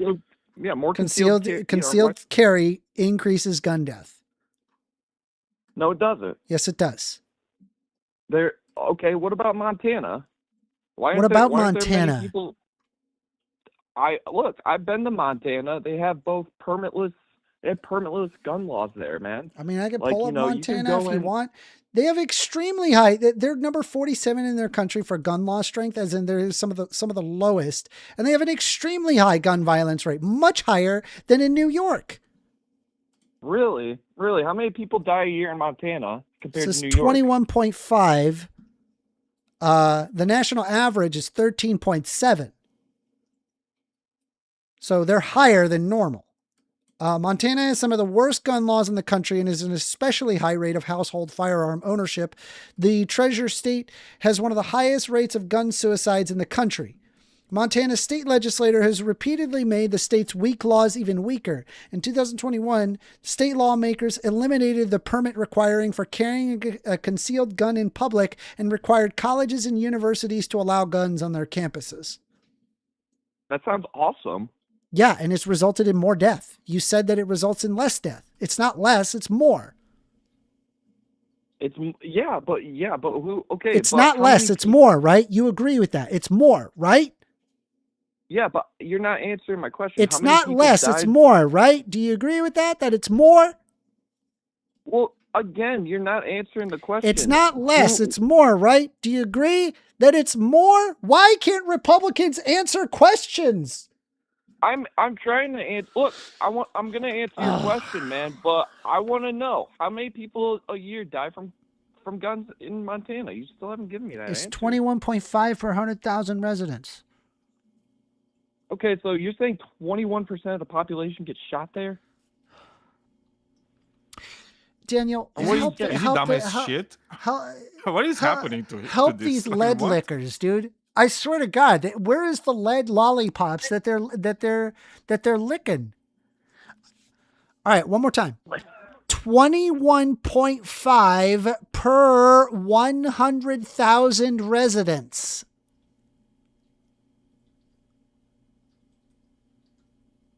Okay. All right, and hold on 1 second. The average is 13. 13.7 if you want to be precise. Well, hold on 1 second. I'm pulling up a source. Look, you know what he's gonna do, Amanda? Actually, I'm telling you what he's gonna do. What about the 943 He's gonna talk raw numbers in New York State, according to finalized data from CDC, in an average year? 900.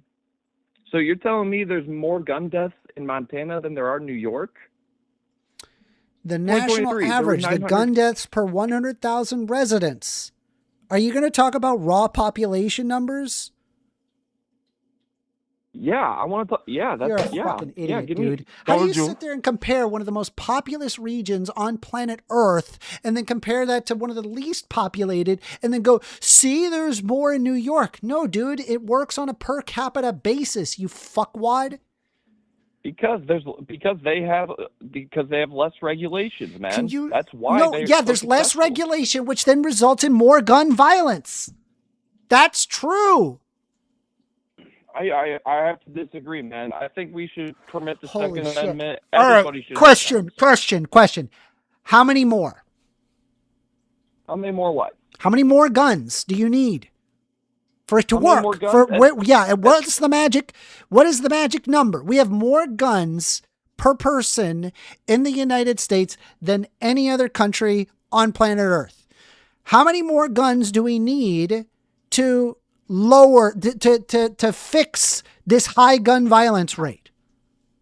Well, I have 5, so maybe if people buy 10 for each household, so if we go from 5 guns to 10, then it fixes the problem. It doesn't fix the problem. You still have the same amount of firepower. It depends on what kind of guns you get, what kind of training you have. Yeah, maybe if we all become fucking Goro from Mortal Kombat, we'll be able to shoot all the bad guys. Jesus. Have you ever shot a gun before, man? Yes. Really? They're pretty cool. What kind of gun? Do you own one? No. No? I think you should try it, man. No, because then I feel like my desire of offing myself will increase because I have to talk to people like you about. I don't trust myself. You don't trust yourself? Oh, come on, man. I'm sure you have a hard time shooting an AR. You can rent a gun at the. No, I'm good. Man. I'm good. All right. Well, hey, you have a good rest of your year and happy 2026. Bro. All right, Fat Ass Talks. Bye.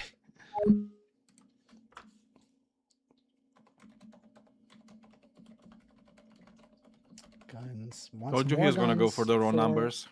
Wants more guns to lower gun crime. What kind of freaking, what was his question to the 100K? I was like, what, what? These people are licking some lead lollipops, bro. AWOL says that's like dark first. Yeah, I know. All right, just give me a quick second. Give me a quick second. I gotta use the bathroom. I'm gonna just put on a BRB. Just give me a quick second. We're taking more calls. We are taking more calls. Hang tight. Hold on. Where is my music? Where is it? Oh, here we go. There you go. I'll just play that well. All right. Give me a moment.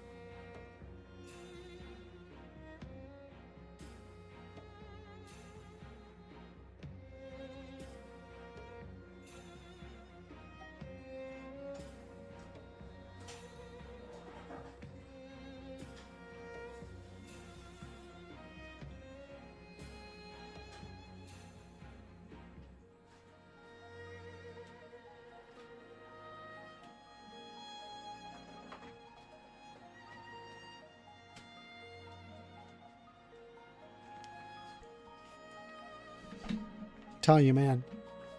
You know that Dubai chocolate that you've been seeing, Daniel, all around? Yeah. It's got to be. Yeah. It's got to be a propaganda where they're infusing it with lead to just break down whatever society maybe that they want. It's not pistachio. It's lead. That's the secret ingredient. Well, there's pistachio and lead.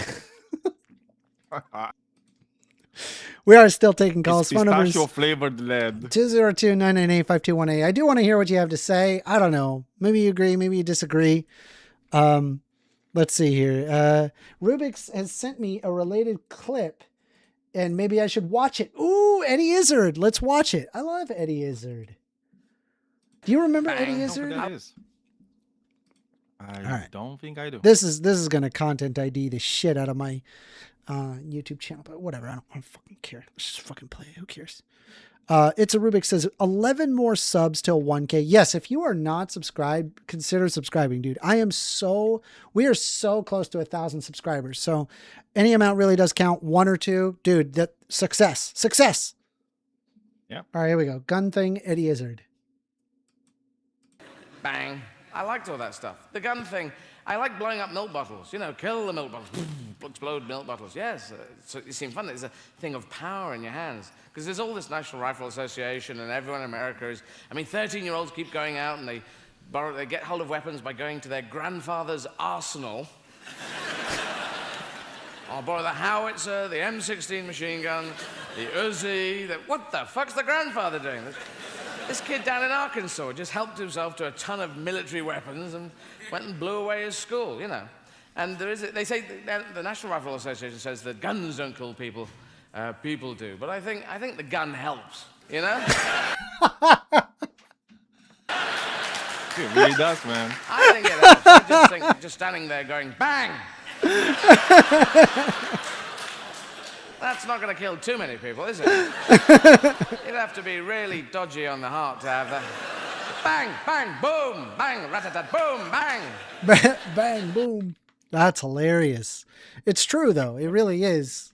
Like, if you break it down, there's so much gun control that exists throughout most European countries. And then when you look at gun deaths, it's far lower in those countries. And you know what's crazy? You don't have a tyrannical government coming in wanting to take your rights away. But it is funny, right? Where it's like that argument seems to hold, but when it comes to say like trans people, they're saying that they want to take away guns from trans people because they're potentially dangerous. Isn't that wild?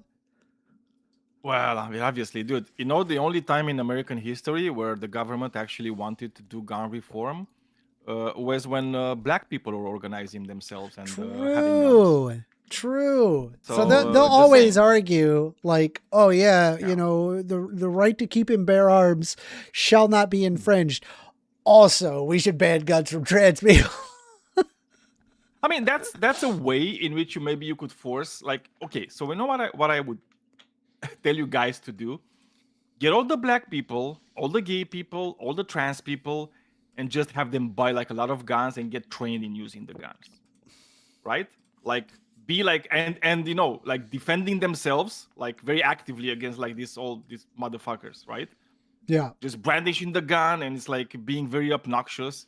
And then you'll see how the government is going to switch like instantly and say, well, actually, we do want to do some gun legislation. Alpha Eagle says, which is more free, the US or Europe? Europe is, because you don't find yourself going bankrupt because you had a heart condition, or you'll at least have there be basic social safety nets for people who are genuinely downtrodden, and they can help pick themselves up by their bootstraps because of the robust social safety nets, which does not exist or is much less common in the United States than is in the United States. So I believe in a basic fundamental right of life, liberty, property, pursuit of happiness. I think if like you can't, for example, afford a house or a place to stay, kind of a hampering on that whole property thing. It's kind of a whole hampering on the whole liberty or the pursuit of happiness, where it's like, you don't know where you're going to sleep next. And it's like these social programs can actually help. And I do believe that it does make people freer by divesting some of the money from taxes and put it towards people who need it. We are still taking calls. The phone number is 202-998-5218. I do want to hear you out. If you want to discuss with a woke soy boy liberal, I'm right here. I'm willing to hear you out. I will hear out your argument. You know what I find weird? I could never understand. Well, Sorry. go ahead. No, go ahead. I Go could ahead. never understand why people think that having the freedom to die in the gutter, like poor and diseased, is actually freedom. Like that's How what is you that want to do. freedom at Yeah. all? Yeah, it's horrendous. It's just crazy. Completely insane. Oh yeah, but they celebrate that for some reason, which is so weird. So I was just pulling up some ground news stuff here. What I see here, Zohran Mamdani inaugurated as 112th mayor of New York City. I'm excited. Dude. Yes, you're I'm right. excited. It's The first. the first of January. Yes, that's when the inauguration. Zohran I forgotten Mamdani, about this. a Democrat, sworn in as the first Muslim mayor of New York City, placing his hand on a Quran during his inauguration. At 34 years old, Mamdani is the youngest mayor of New York City that has had in generations and inherits a city recovering from the COVID-19 pandemic. Mamdani's platform includes, get this, free childcare, free buses, a rent freeze, city-run grocery stores, but he faces opposition in some of the Jewish community over his criticism of Israel. You I'm can cry a river. I'm excited. I'm genuinely excited. And I know what you're going to tell me, Daniel. You're going to be like, see, you were a socialist all along. That's what you want to say. I told you what I think you are. I think you're a progressive. I am. You don't need to be a socialist I am very, to be a progressive. Yeah. I am not, I can't bite the socialist. I can't do it. I can't bite it. But I think Zohran's ideas, will be beneficial. I think we will be able to observe good things coming for New York City, and it will be directly impacted on just average everyday people in New York. I believe that. What 2118 says, nothing is quote unquote free. That's correct. Nothing is free. That's why we have taxes to pay for things. Bubble 87 says, that's people... what big freedom wants you to think. Yeah, the big freedom. Big freedom. I'm just curious. Do people think that when we say free, we just mean that it's free, that nobody pays for it? Yeah. It's like, it's crazy. Of course, it's not free in the sense that, you don't just, it doesn't drop on your fucking head.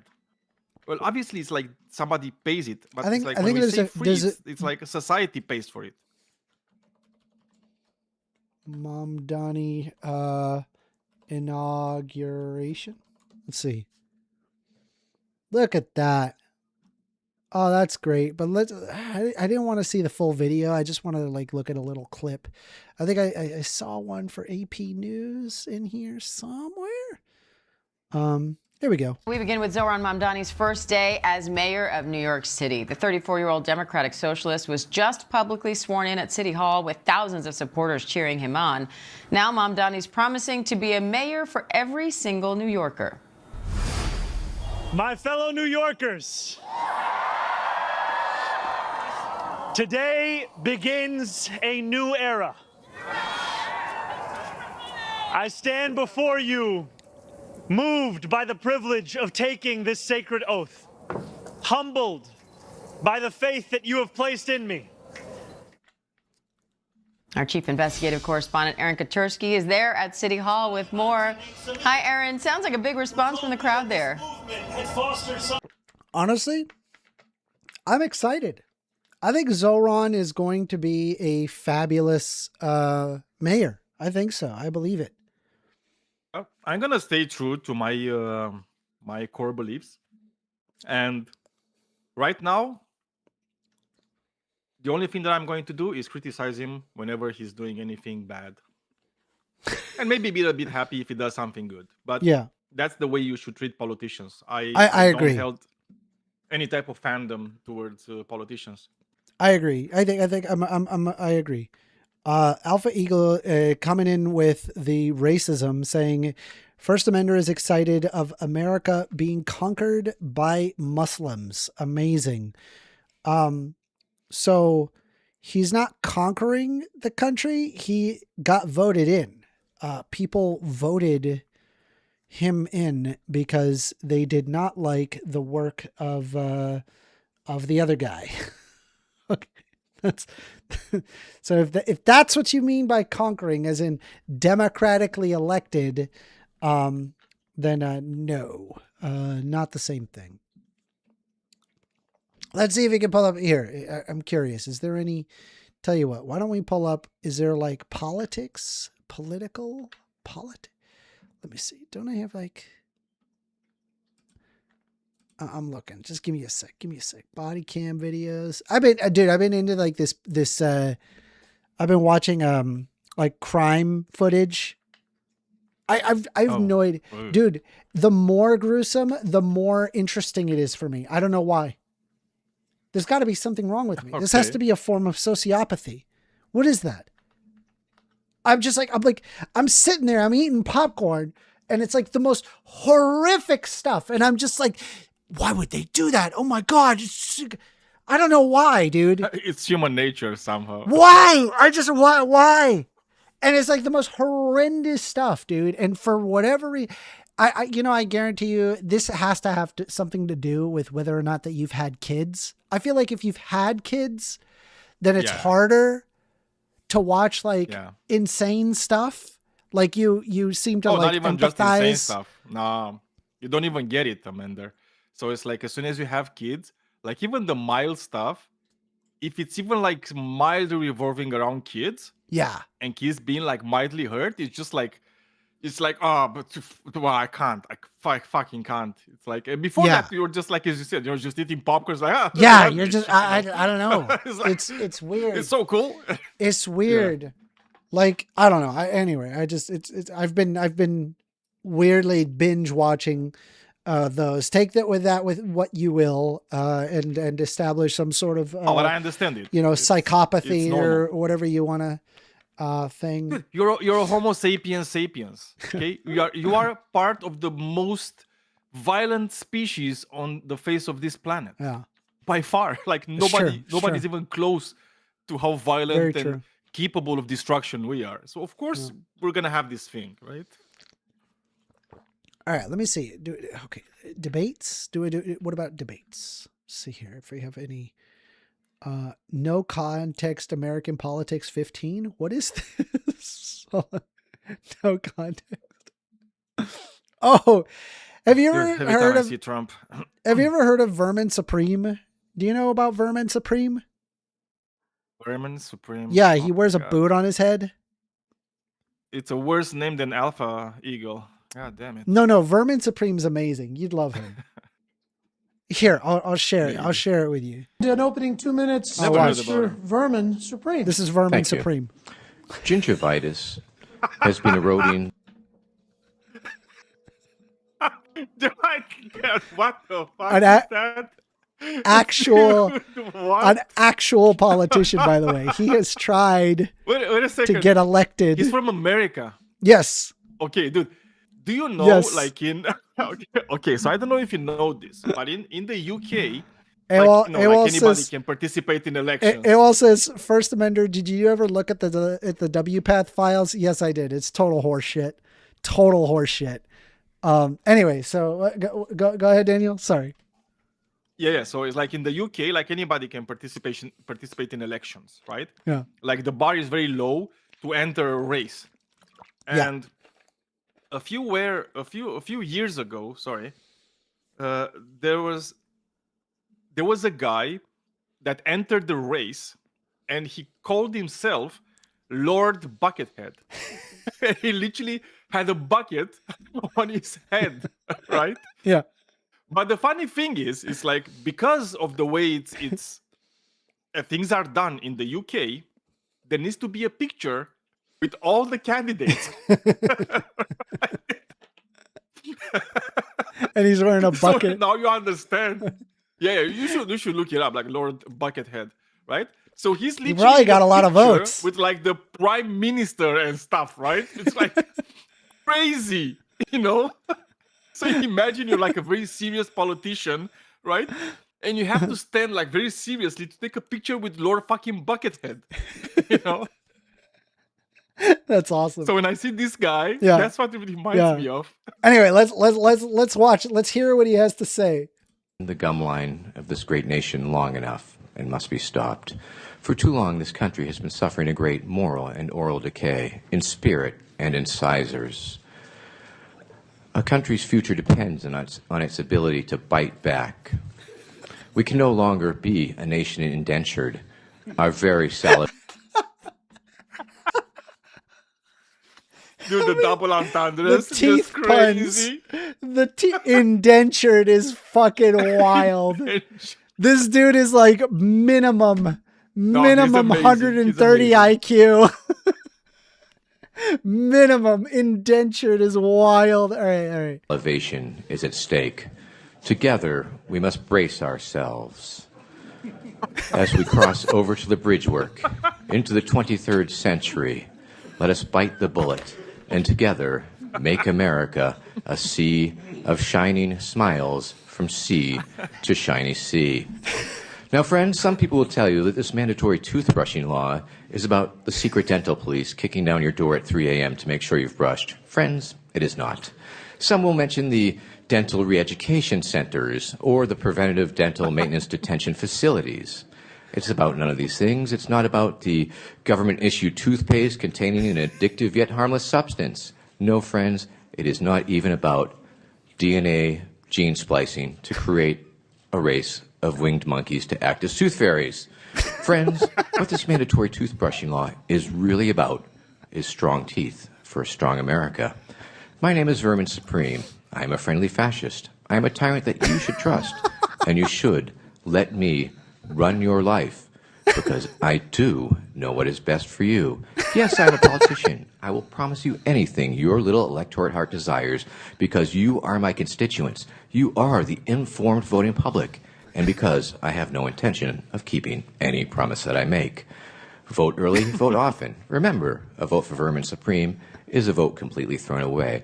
I would like to take this moment to acknowledge my mother, who is in the audience here today. Please stand up, Mother. Please stand up. If you can stand up, please stand up. She's going to try and stand up so you can acknowledge her. This is my mother. There we go. And 5 years ago this April, I gave her a kidney. My challenge to you. Just FYI, props to the cameraman for getting the entire boot in shot. The cameraman, look at the work the cameraman is doing here. He's standing up. He's standing up, and he's zooming out because he's like, I got to get the whole boot in everybody shot. On the stage and everybody in the audience, give up a kidney. All right. Thank you, Mr. Supreme. Mr. Supreme, welcome back. Thank you, sir. Like some of the other candidates, including former Governor Romney, this is not your, shall we say. By the way, just FYI, the reason why I know about Vermin Supreme was because I was a part of the Libertarian Party, and libertarians weirdly love Vermin Supreme because of how absurdist he is. And that's basically it. And I still love Vermin Supreme because of how absurdist he is. But say first rodeo. As a socialist, I love him. This is not the first time you have run for president in the New Hampshire primary. And President Romney has been accused, and I've tried to get this guy on an AMA, by the way. Did you know that? I tried. He is not respond. He's hardly on social media. Okay. Well, he's taking care of people's teeth, so yeah, that's a 24-hour job. He is. That is. I'm not taking a position one way or the other of taking different positions on different issues. I'm asking you right now, do you still stand by your pledge made in 2008 to provide a pony for every American? Yes, I do, sir. Free ponies for all Americans, one of the overlooked issues in America today. My free pony platform is, of course, a jobs creation program. It will create lots and lots of jobs. Once we switch over to a pony-based economy, we'll also lower our dependence on foreign oil. We'll also be able to turn all that pony poop into methane gas and wonderful compost, so we'll be able to up our soil that is being depleted by agrochemicals, et cetera, et cetera, et cetera. And, of course, the important thing to realize is that it is a federal pony identification program where you will need your pony with you at all times. Thank you very much. Mr. And by the way, I see there's a picture of Lord legend. Buckethead alongside Vermin Supreme. Okay, let's look him up. Lord Buckethead. And Vermin Supreme. Yes, Lord they had a picture Buckethead. together. Oh my God. I love Lord Buckethead. He looks like Darth Vader, but a bucket for a head. Novelty candidate stood out in 4 British general elections in 1987, portrayed by several individuals. He poses as an intergalactic villain resembling the Star Wars character Darth Vader. Lord Buckethead was created by the American filmmaker Todd Durham for his 1984 science fiction film Hyperspace. Without authorization, Mike Lee stood as Lord Buckethead in the 1987 UK general election and again in 1992 general election. The character went unused until the comedian Jonathan Harvey stood as Lord Buckethead in the 2017 general election. His televised appearance standing next to Prime Minister Theresa May went viral, drawing media coverage and an online following. Hell yeah, dude. Let's pull up 2017 Lord Buckethead. If you go down, you're going to see the picture of him with the Vermin Supreme. Let's pull it up. Lord Buckethead. I don't want to hear John Oliver. I want to see actual. Here we go. Jonathan David, known as Lord Buckethead, 249.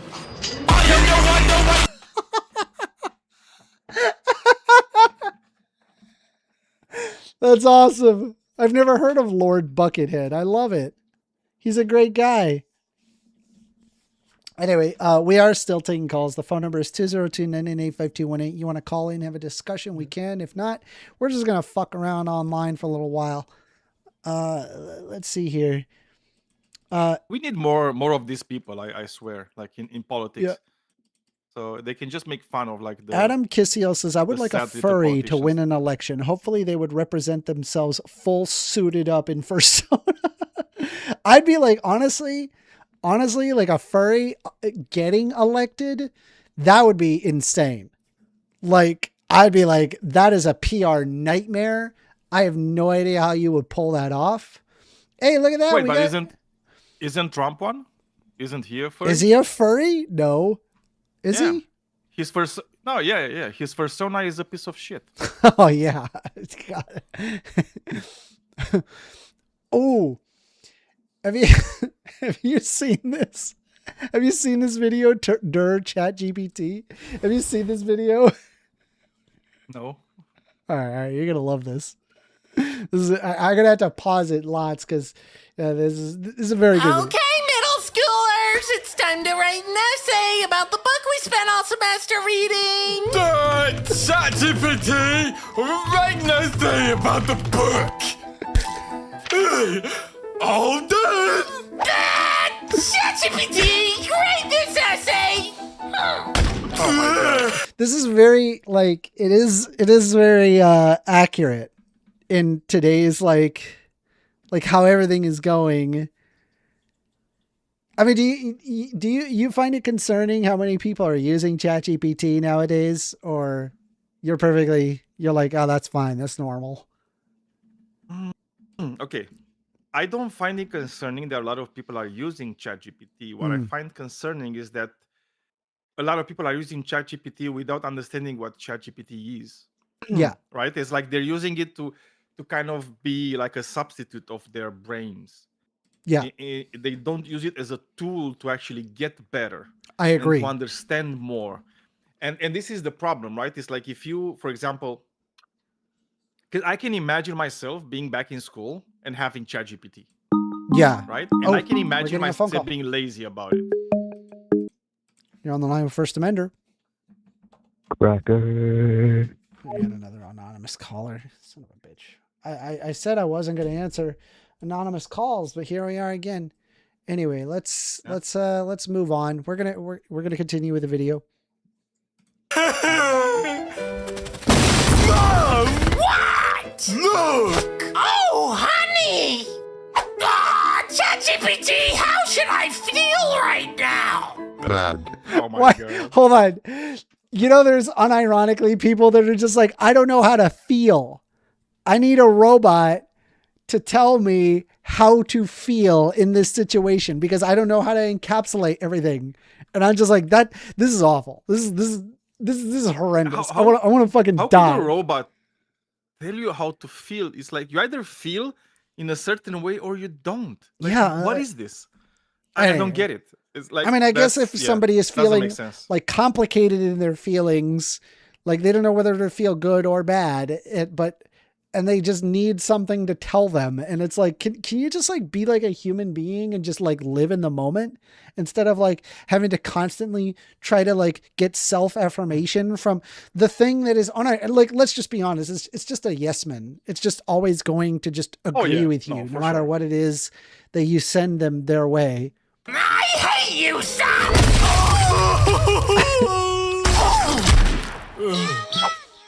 Mr. President, the people are protesting. ChatGPT, generate a movie about idle pooping on the stupid Americans. I fucking hate how that actually happened. No, really? Yes! You don't remember this? No, I don't. You did not see this? I probably didn't. Donald Trump posted an AI video in a plane pooping on America or throwing poop on protesters in America. like for the No Kings protest. Like, and this is the guy that's the president of the United States, and people idolize him. Hold on, Donald Trump AI video on jet plane pooping on Americans Truth Social. He posted this himself. Here. Trump posts an AI video of showing him dumping on No Kings protesters. Let me see if I can find the video. 19-second video. Yep, here it is. This is at the real Donald Trump posting his video. Dude, what is this website, bro? Fucking fix your shit. It's Trump. It is actual the Donald Trump. This is the video. He posted this.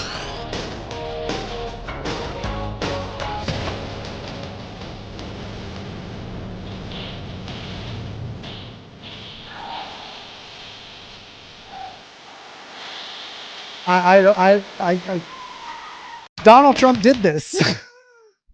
Dude, I'm fucking speechless, man.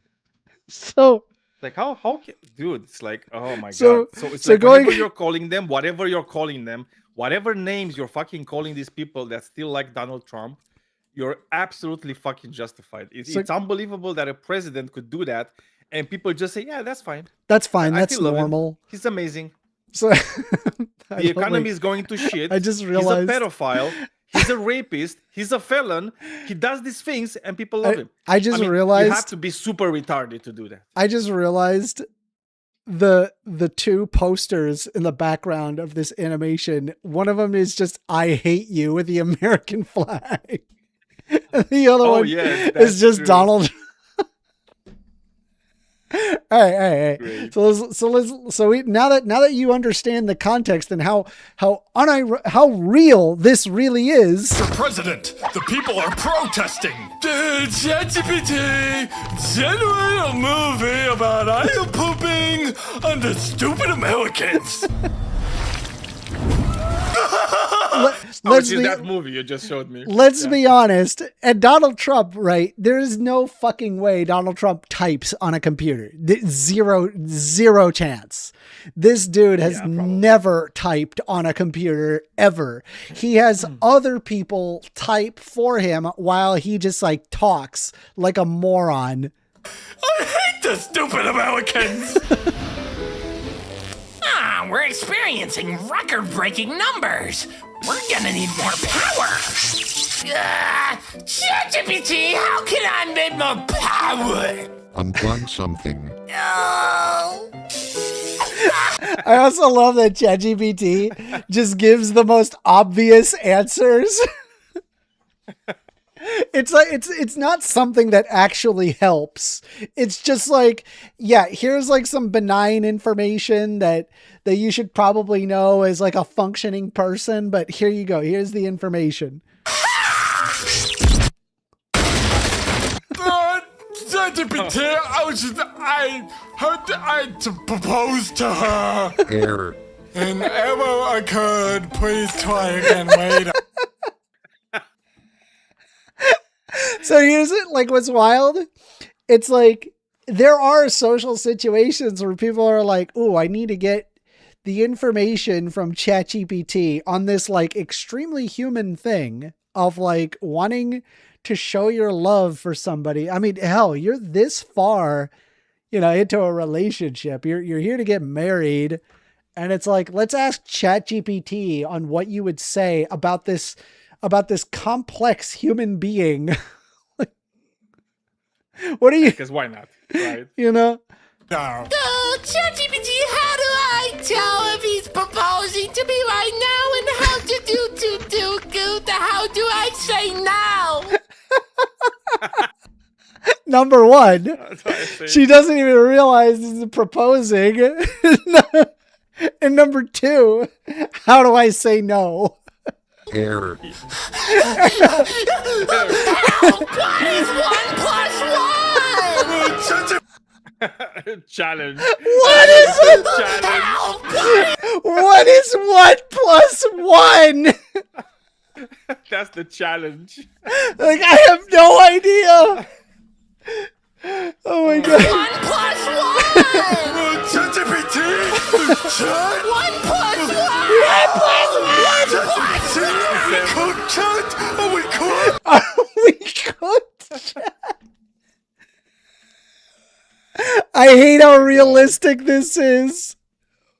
I hate how realistic this is. It's the worst. How do I make the people I don't like disappear? How do I make the people I don't like go away? I have a, do you think at one point Donald Trump wrote into ChatGPT, how do I make the people I don't like go away? I am pretty sure he did, yes. If I'm president, I am president. How do I make the people I don't like go away? And then it just starts referencing shit like an old 1800s law on how you could potentially legally deport people, for instance, without due process. ChatGPT! How to fix ChatGPT! How do I fix ChatGPT? Help, ChatGPT! What'd you think? Did you like that video? Dude, it's just crazy, man. Fucking hate some parts of this world are just like so fucking stupid.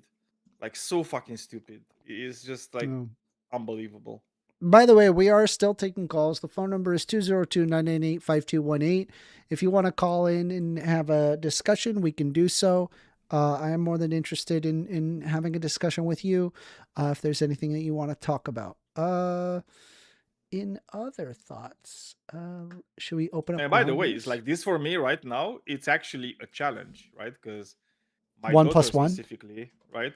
No, she discovered ChatGPT, right? Oh, 'Cause no. her classmates No. have ChatGPT. No. Yeah, and I mean, it's like I'm constantly explaining to her how to use it, what to do with it, right? And how to be not, remove her think brain. critically. Yeah.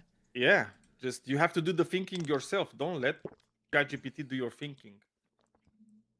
And it's not. There's easy. no I'm way telling that you, this it's is not good fucking for easy. like.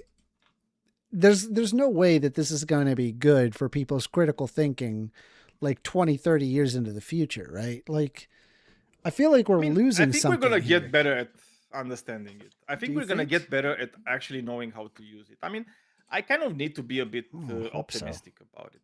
I hope so. I'm genuinely worried. I don't think there's a light at the end of this tunnel. I think we could actually have a really, really big problem on our hands if we don't get a hold of like people's critical thinking. Like it's really terrible. I mean, after social media, now we have ChatGPT. I mean, this is really fucking hard, man. It's not easy. What does your kid have a cell phone? Like a smartphone? Yeah, she does, but she doesn't have access to like anything except for like the work, the school things. Okay. Yeah, I mean, she has access to, honestly, I have no idea how Google Drive to and stuff. navigate that properly. I would have no clue. Yeah, because even WhatsApp is like you cannot even imagine how detrimental WhatsApp is, because they have all these groups of kids, and they're just like constantly on WhatsApp, right? Like talking with each other and making clips and like it's just it's pretty insane. Kids are going to use these things, and I just need, as a parent, right? And I think every parent needs to do this, right? It's like we need to kind of get the hang of it first, right? And understand how to teach them, how to use these tools, because they can be dangerous tools, right? In the hands of any kid. That's wild. I don't know. I mean, it's so useful for like a kid. Like if I was a kid, I would have been immediately attached to ChatGPT, because it's like, I don't have to think. I can just say a thing and then there you go. I have it. It's done. Like man, I can't even imagine what it would be like. Imagine doing your math homework, right? I mean, that's yeah. The parody is what is 1 it's kind plus of what 1. it is, right? Imagine, like really imagine having that does your work for you. like you may not ask, like, what is 1 + 1? But it's like, I feel like once you start getting into like multiplication tables, you know, why would you not use ChatGPT? Because it would be so much easier to use ChatGPT over learning multiplication tables, right? Like, what's 6 times 6? And then they would just get like my thoughts isn't it's 36. You know, they're like, what does ChatGPT say? What 6 times 6 is? Because I remember when I was a kid, like one of the great technological breakthrough were the personal calculators. Yeah. You know, like the small ones. And we were never allowed to use. Yeah. We were never allowed to use them. Right? It's like if you're to give like an exam or like a test or anything, yeah, you would have no calculators. Like that was the rule. In other news, let's pull up Fox News, shall we? They're always good for a good laugh. Iranian regime opens fire as citizens rise up on 5th day of unrest. Iranian unrest. Protests spread across Tehran provinces for 5th day. Now, why? Question is, why are they covering this? I mean, I don't even know what's happening in Iran. Is there a reason why they're covering this? Like you have to ask yourself these questions. All right, let's continue. Let's watch the video. Let's see here.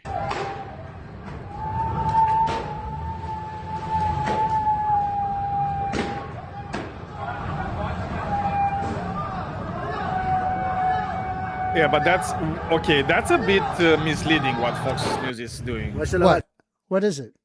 Because they said a regime opens fire. To me, those seemed like rubber bullets and yeah, they seem like rubber bullets and what's it called?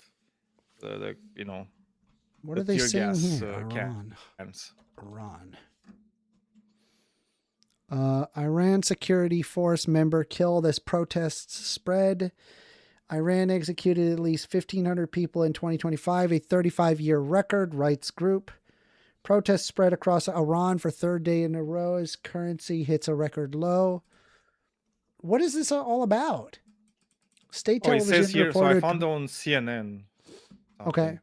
Like 3 people were killed and 70 injured in Thursday's evening when protesters stormed the police station in the city of Azna, in Iran's western Lorestan province.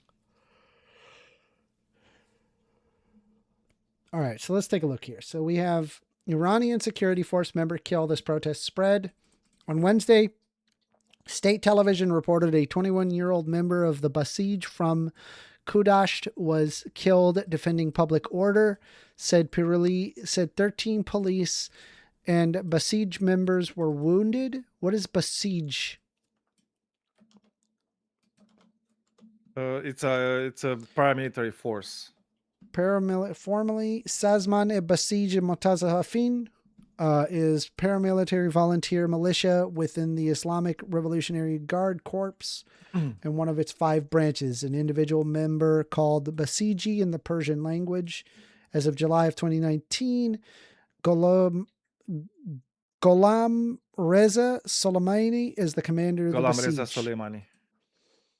The protests began in Tehran when the Tehran bazaar shopkeepers struck over the cost of living and economic stagnation, spreading as students at least 10 universities joined by Tuesday amid 42.5% inflation in December. Woo! And a rial quoted near 1.3 million per US dollar. Okay. So just off the gate, I mean, we all felt in the United States what COVID was like what the inflation shock from COVID was. 42% is like almost double that. That's really bad. Footage from several cities captured water cannon and gunfire, with BBC and Iran International verifying arrests of 4 individuals and injuries to 3 police in Fasa. I'm actually curious, what caused the inflation in Iran? Well, I mean, you have to understand that Iran is also under sanctions from the United States, right? So usually when you're seeing these countries, especially that are targeted by the United States, that's why those things are happening usually. Right? So Iran's it's like you're gonna have high economy slipped inflation back because of into that. contraction. The first half of the current year's inflation has accelerated. The real sank to record lows, compounding the pressure of President Mahmoud Pezeshkian as his government seeks approval for a tight budget starts on March 21st. Fresh central bank data shows gross domestic product shrank by 0.6%, including oil, and 0.8% excluding oil in the first 6 months of the year 1404. Started on March 21st. The year 1404. What is that? They have their own year? Wait, they have their own year? No idea. Holy shit. Maybe they do. Reflecting weak demand, falling investment, and heightened uncertainty across the real economy, Tasnim reported. The downturn came despite modest growth in the oil sector. But what caused it? Agriculture sectors contracted. Mining contracted. Construction suffered a sharp slump. Let's see. Pointing to a deepening recession in a sector that is key engine of employment and related industries. But what caused it? And food inflation way up. Beverages of tobacco up 72% year on year, compared to 43% for non-food goods and services. Monthly inflation reached 4.2%. Wow. So people are just getting very upset at the sudden spike in the cost of living. And I mean, anybody would, you know. Oh, yeah. Footage from several a lot of cities inflation. captured water cannon gunfire with BBC Iran International, verifying arrests of 4 individuals of the Fasa governor's office gate. Authorities declared last-minute public and bank holidays and appointed Abdel Nasser Hamadi as central bank head after Mohammed Reza Farzan resigned Monday amid warnings of a decisive response by Prosecutor General. The unrest now ranks as the largest unrest in 3 years, with the central bank changes as political signal and prolonged protests risking oil and shipping volatility on energy routes. All right. So now we could look back at the Fox News article and see the way they're reporting.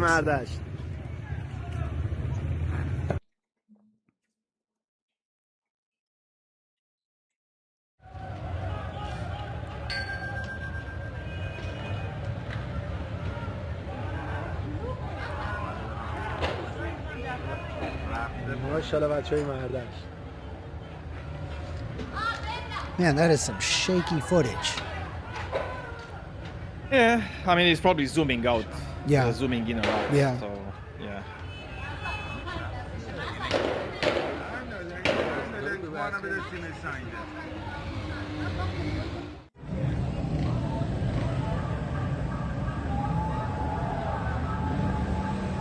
درگیری همه الان سر کابوسی.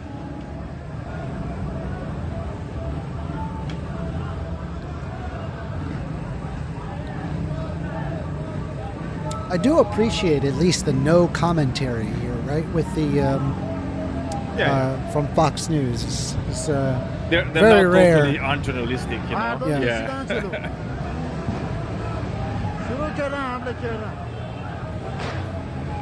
This is mostly just like reporting, right? That's how you should do it. You're just showing what's happening. You know, it's like when I see these things, Amanda, I keep wondering how much of this is the United States and the CIA. You know? Oh, true. Like I wish it was just the people, like, you know, doing that. But I'm wondering. I'm really wondering. It's happened so many times. You have to start asking, like whether or not that's what's happening. So let's see here. Entered a 5th consecutive day on Thursday. Demonstrators clashing reported across Tehran and multiple provincial cities, and authorities, state-linked media, and rights groups cited additional deaths overnight, according to Reuters. Several people have been killed since the... Look at that. Fox News quoting Reuters.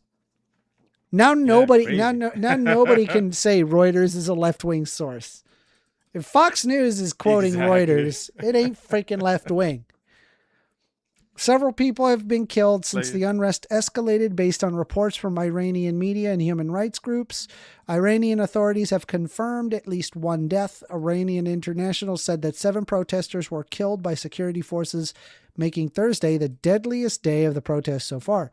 Opposition group National Council of Resistance of Iran told Fox News Digital in a statement that protests and street clashes continued Thursday morning in Tehran and in cities including Marvdasht, Kermanshah, Delphan in Iraq, not Iraq, and claimed that the 2 protesters were killed by direct fire in Lordigan. Fox News Digital could not independently verify the deaths. Protests began on Sunday after shopkeepers and merchants demonstrated against soaring inflation, unemployment, and the sharp depreciation of Iran's currency.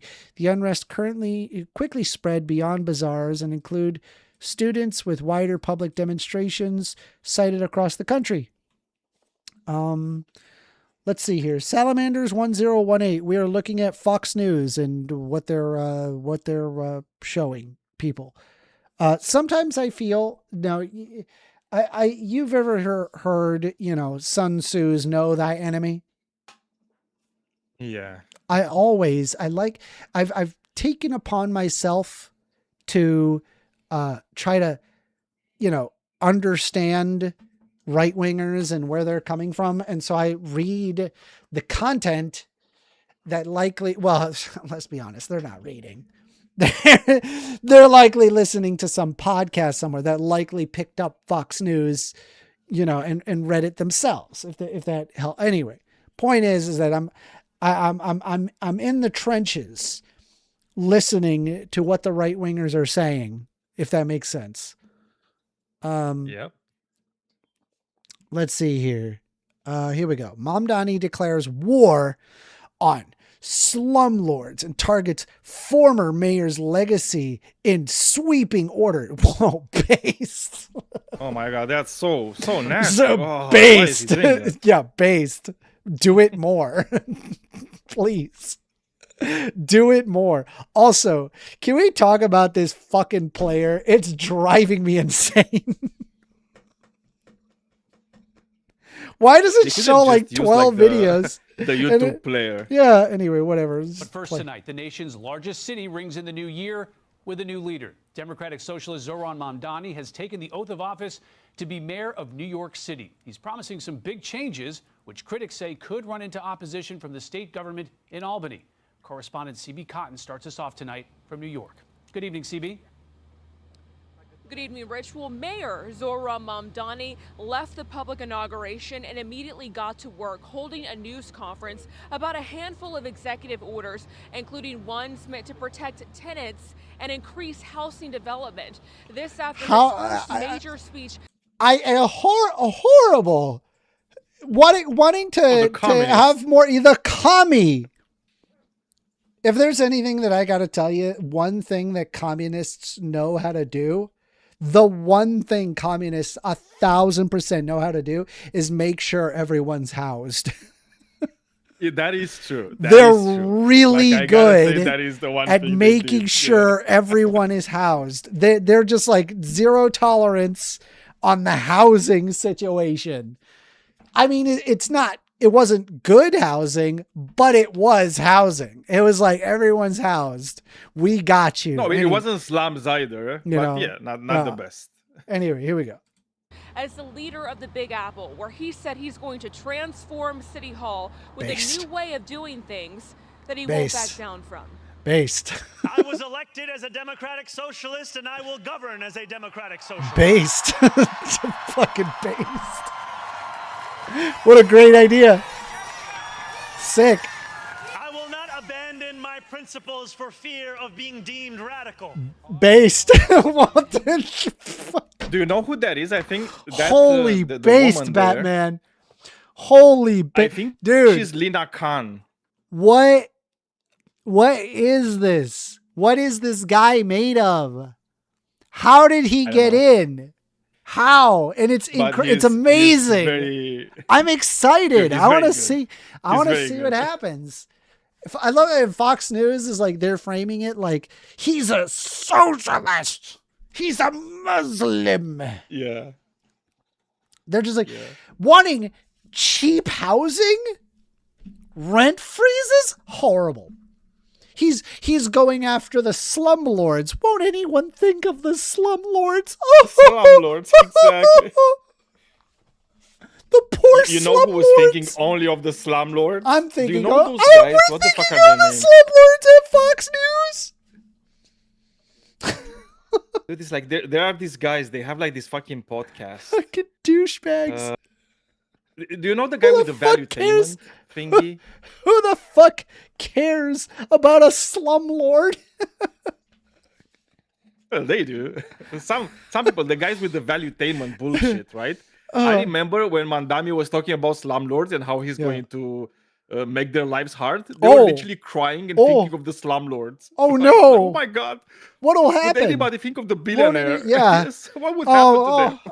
I'm gonna wipe my tears with $100 bills. You know, I should have like a band, right, where I just like wipe my tears. That would be a good gag. All right, anyway. Today, let's the see. 34-year-old was publicly sworn in by his political hero and fellow progressive, Vermont Senator Bernie Sanders. Fucking A based. year ago, Mamdani was a relatively unknown New York State Assemblyman, Yep. but his campaign... Also, I am 2 years older than him. Holy shit. I am older, That is and I'm true. just some fuck ass I'm even older YouTuber. than I'm not that. even a popular YouTuber. And this guy is fucking changing the world, bro. It's incredible. Also, does Bernie have any other jackets except that one? Every fucking winter, I always see him with the same fucking jacket. You know how it is with Like, these dude, funny nutties? Just buy a new one. Just buy a new one. I know, right? He's got enough money. He's got enough book deals. Like, fucking get another. It's a good looking He's jacket, got you know, the- but just like kind of like, you know, just a Yeah, different color You, at you least, remember from time to time. the thing where he's like wearing the mittens, With you the know, and he gloves, was sitting yeah, like the- this, the- like that's very yeah, funny. yeah. Anyway, let's see. Same City-run jacket, grocery yeah. stores, rent freezes on rent-stabilized apartments, and free buses skyrocketed him onto the political scene, fracturing the Democratic political establishment. It's a progressive overhaul that, in part, would require taxing the wealthiest New Yorkers, but he'll need the support of New York Governor. Adam Kisiel says, by the way, guys and gals and whatnot, I also have to apologize for displaying borderline schizo behavior in the chat room.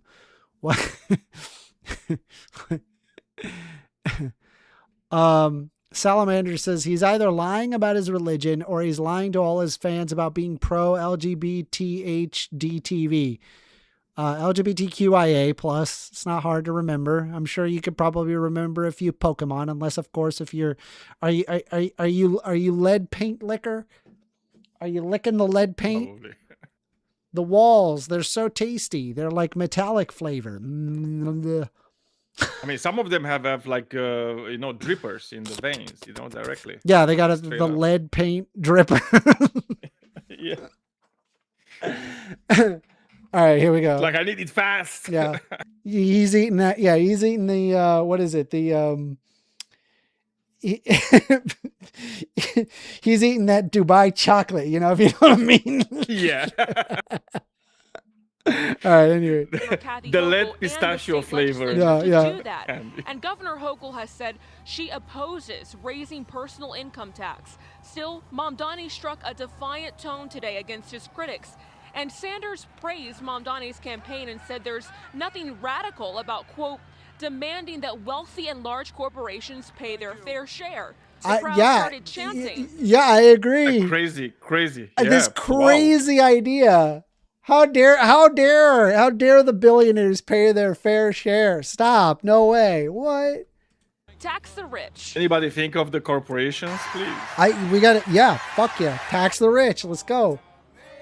Oh, Dude, I all love the this. Communists. Other Mamdani allies like Representative Alexandria Ocasio-Cortez were at the public inauguration. Also which happened based. alongside Also a young block as fuck. Party to celebrate the new mayor. New Yorkers and some from miles away braved the below freezing temps to witness the second swearing in, which followed a private ceremony. That's right. How fucking cold is it in New York right now? It's pretty fucking cold. How cold is it? New York City temperature. It's 22, bro. Yeah, I don't know what that is, but okay. Sorry, what is that in Celsius?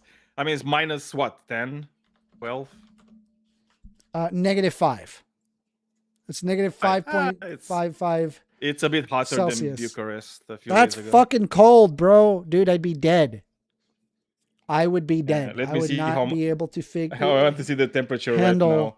Oh, it's that minus temperature. 4 right now. Sick. All right, yeah. No, in I'm here. good. I would be dead. I am like, dude, I am like a lizard. Yeah. I need heat. If I don't have heat, I will die. I mean, you're in the best place, right? Because you're in Florida. I will die, bro. I need the heat. Subway station. During the private ceremony, Mamdani placed his hand on a Quran as he took the oath of office administered by New York. Dude, that had to have pissed so many people off. The fact that he's swearing on a Quran. That has gotta They're drive. seething. They're Like they're like Republicans. They're just like. But how dare you know what the funniest thing is, Amanda? Like all these Republicans, you know, they keep talking shit about Islam, right? But actually, they would love to have the same policies that a country like Saudi Arabia has. Yeah. They would fucking love that shit. They would Yeah. just like lick it up more than they lick the lead from the paint, right? From the walls. But still, they hate them, Letitia right? James. Mamdani has become the first Muslim mayor of America's largest city. His critics have questioned not only his policies, but his experience. Others now fear for the safety of Jewish New Yorkers as Mamdani. Oh my God. Like Mamdani is going to go after the Jewish people, the Jewish community in New York City. Yeah, he's not. Let me well, let me that- know. That's gonna be a yeah. shocker when he's not. I'm doing going to that. cry crocodile tears for you. I promise. Has Jesus. had sharp criticism Holy of shit. Israel and the war in Gaza. But today, Mamdani said he's the mayor of every New Yorker. Even those who Whoa. disagree with him. Whoa. CB What? Cotton live for Stop. us in New York. CB, thank you. Dude, Mamdani ultra based. Ultra fucking based. I love what US he's is doing. celebrating, as mentioned, its What the 250th fuck? anniversary. Yo, Fox News.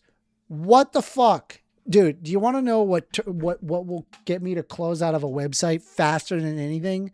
Where the video in the bottom right-hand corner starts Yeah. randomly playing, bro. And Yeah. with I sound. know, Look, it's so do you see annoying. it? Do you see it? Yeah. yeah. Look. Yeah. They fucking dude, anytime I see whatever web developer fucking came up with the fucking automatic video playing in the bottom right hand corner, you deserve a special place in hell if there is No, a, that's a marketing advisor. I can tell you that for sure. That's a marketing dude that doesn't know shit about anything. about that thinks that websites. if you And have it's just that- like, oh yeah, they'll want to watch the fucking little tiny Yeah, they video in the wanna watch corner the that's thing. playing sounds Yeah. when I'm in the middle of reading your fucking article. Exactly. Bruh. All right, let's see. Anything else for let's see. Musician alleges Will Smith engaged in grooming behavior at a hotel room. I really hope not. I like Will Smith. CNN mocked for effort to discredit Minnesota daycare alleged fraud reporting. Completely In the video, Shirley tries to open locked doors and talk to people at various daycares he claims are frauds. Did you come during their normal operating hours when you came to visit? I came can you pause a bit? 11. What? So these motherfuckers, they're going to daycares and they pretend they're like journalists. Yeah. And they're trying to get in. Yeah. Do you know what group of people are in daycares? Children. Yes. They expect to be let in rooms with children. Yeah. Right? Well, I was told they're like nobody. So They nobody. So here's and the they thing, want right? to go there. I'm willing to acknowledge that maybe there is fraud. In which case, great. You get an investigator and you do actual investigation, not some random YouTuber that's trying to sow racism with with Somali people. That's where I'm at with it. And in this instance, anyway, let's see what Fox News says CNN is saying about this YouTuber. AM, I believe, and I also came the following day, later in the day. The point of it is not whether or not I came at the right time of their operation hours. The point is that blacked out doors, they can't give you any information. You call that number, no one answers. I wasn't trying to go inside, and there should be a way for somebody to actually be able to call that number and somebody be able to answer. These aren't real businesses. But surely you don't think a daycare should just be unlocked. You shouldn't be able to just walk into a There daycare. should be a reception. No, every daycare is locked. Their doors are locked. And so, okay, you bring up a fair point. Then why can't they actually give me information how to enroll a child? On Tuesday, CNN Whitney pressed independent journalist Nick Shirley on the details of the viral investigation into alleged widespread fraud in the Minnesota daycare system. CNN's Whitney Wild presses Nick Shirley about his Minnesota fraud investigation. CNN was roasted online by everyone, bro. By everyone. Everyone roasted CNN, I guess. From Ted Cruz. Bro. And by the way, Fox News. I can tell you for sure. I don't know how it works in America, right? But for example, in Romania, you cannot enter a daycare. Yeah. I mean, okay, here's the thing. During again, normal hours, you cannot go there. I am fully willing to acknowledge that there could be fraud. Great. Fabulous. Take these people, go to jail. Sure. Jail. Why do you have to attach it to Somalis? Even if 100% of the fraud is being done entirely by Somalis, you really don't need to point that out and then sow further vitriolic hate towards law-abiding Somali citizens, just like what Donald Trump did regarding Somali citizens. That's all I'm saying. No, but okay? they're American citizens. Fix that. Exactly. Like there's some, and it's fucking racist as shit, and I don't like it. I think we need to push back against it. Anyway, all right, y'all. Can I ask you something, Amanda, before we end this? What's up? Do you know what the biggest fine in Medicare, Medicaid fraud history was? What? It was 1.7 billion. Woo! That's a big boy money. Do you know who the CEO of that Medicare, Medicaid company that did the fraud was?